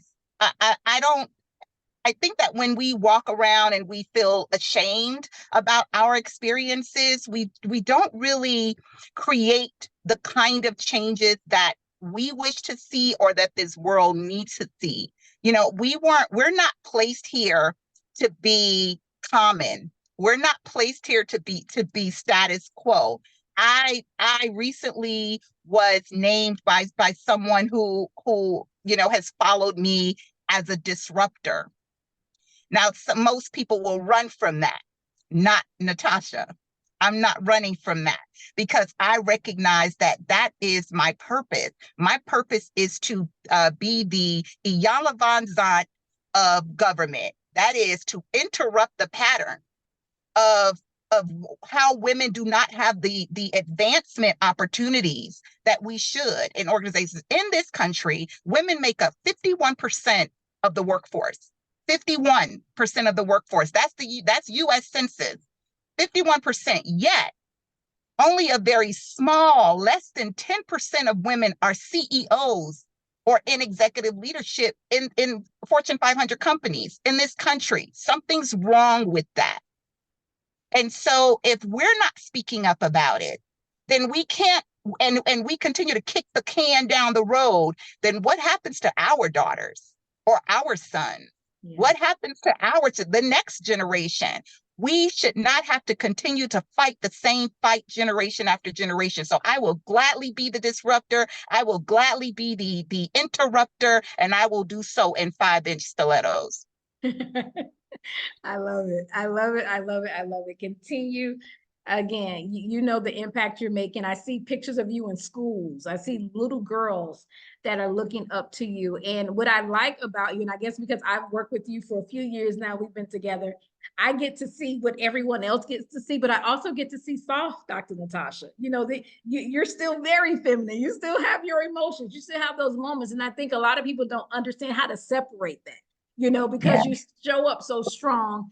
So to some, that's intimidating when they don't understand their value or their gifts, so talk about how you even kind of just transition and flow through all parts of you as a woman.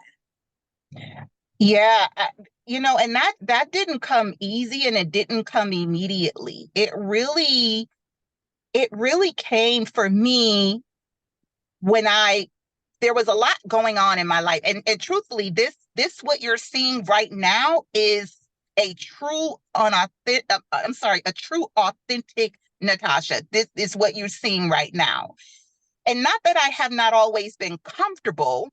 I'm confident. I've always been confident, but I really didn't understand the extent of my power until things in my life started to happen. The loss of my parents, which was devastating for me, a house fire, workplace issues, a lot started to happen all at one time.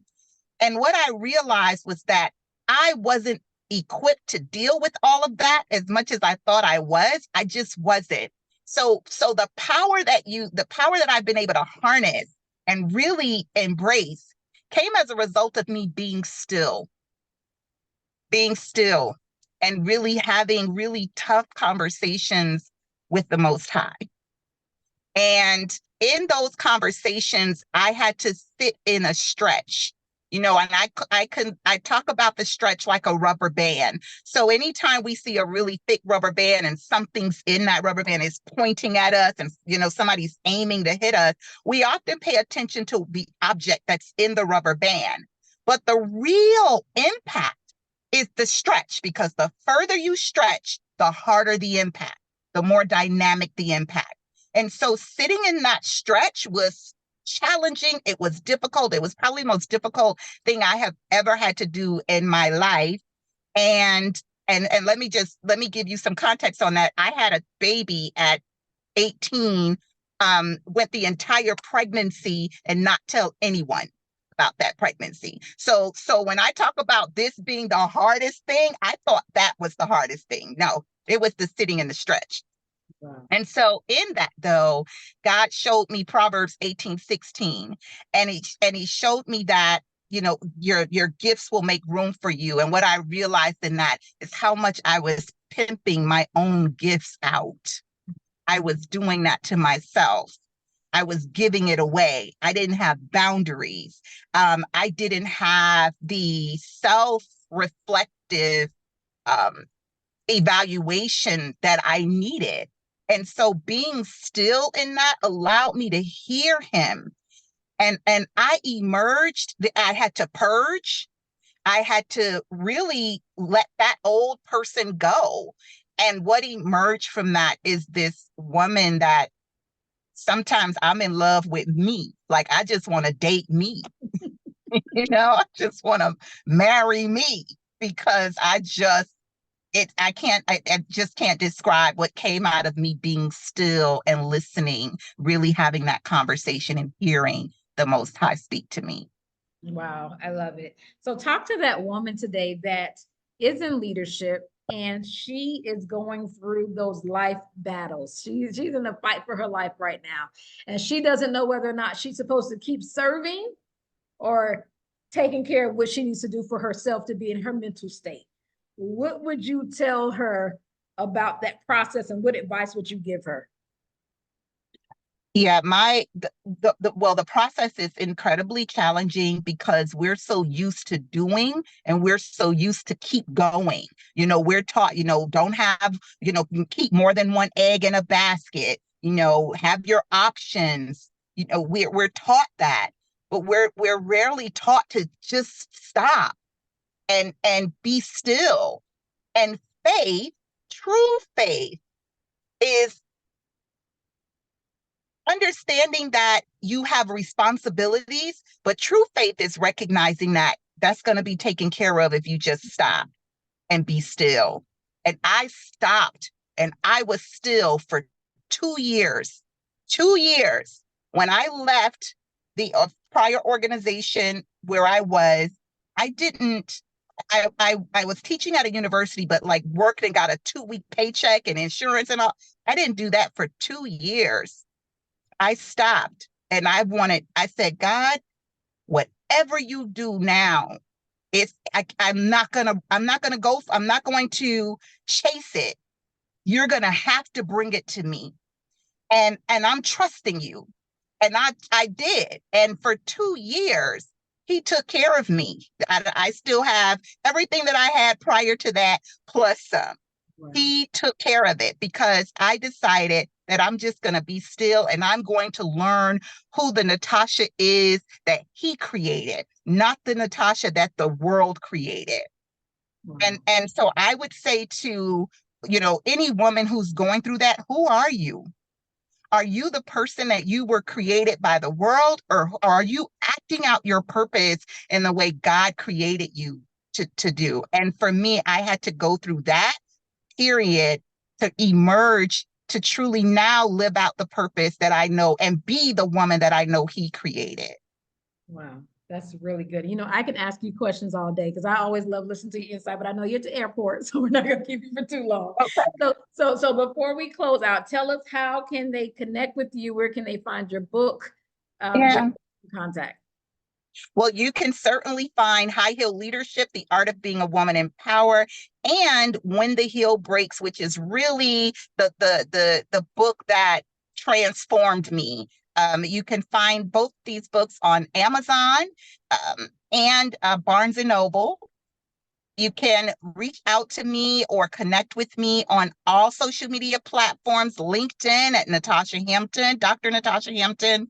You can reach out to me on Instagram, 2 pages, Natasha _ High Heel Leadership or High Heel Leadership. I am also on Twitter at High Heel Leadership and Facebook at Dr. Natasha Hampton.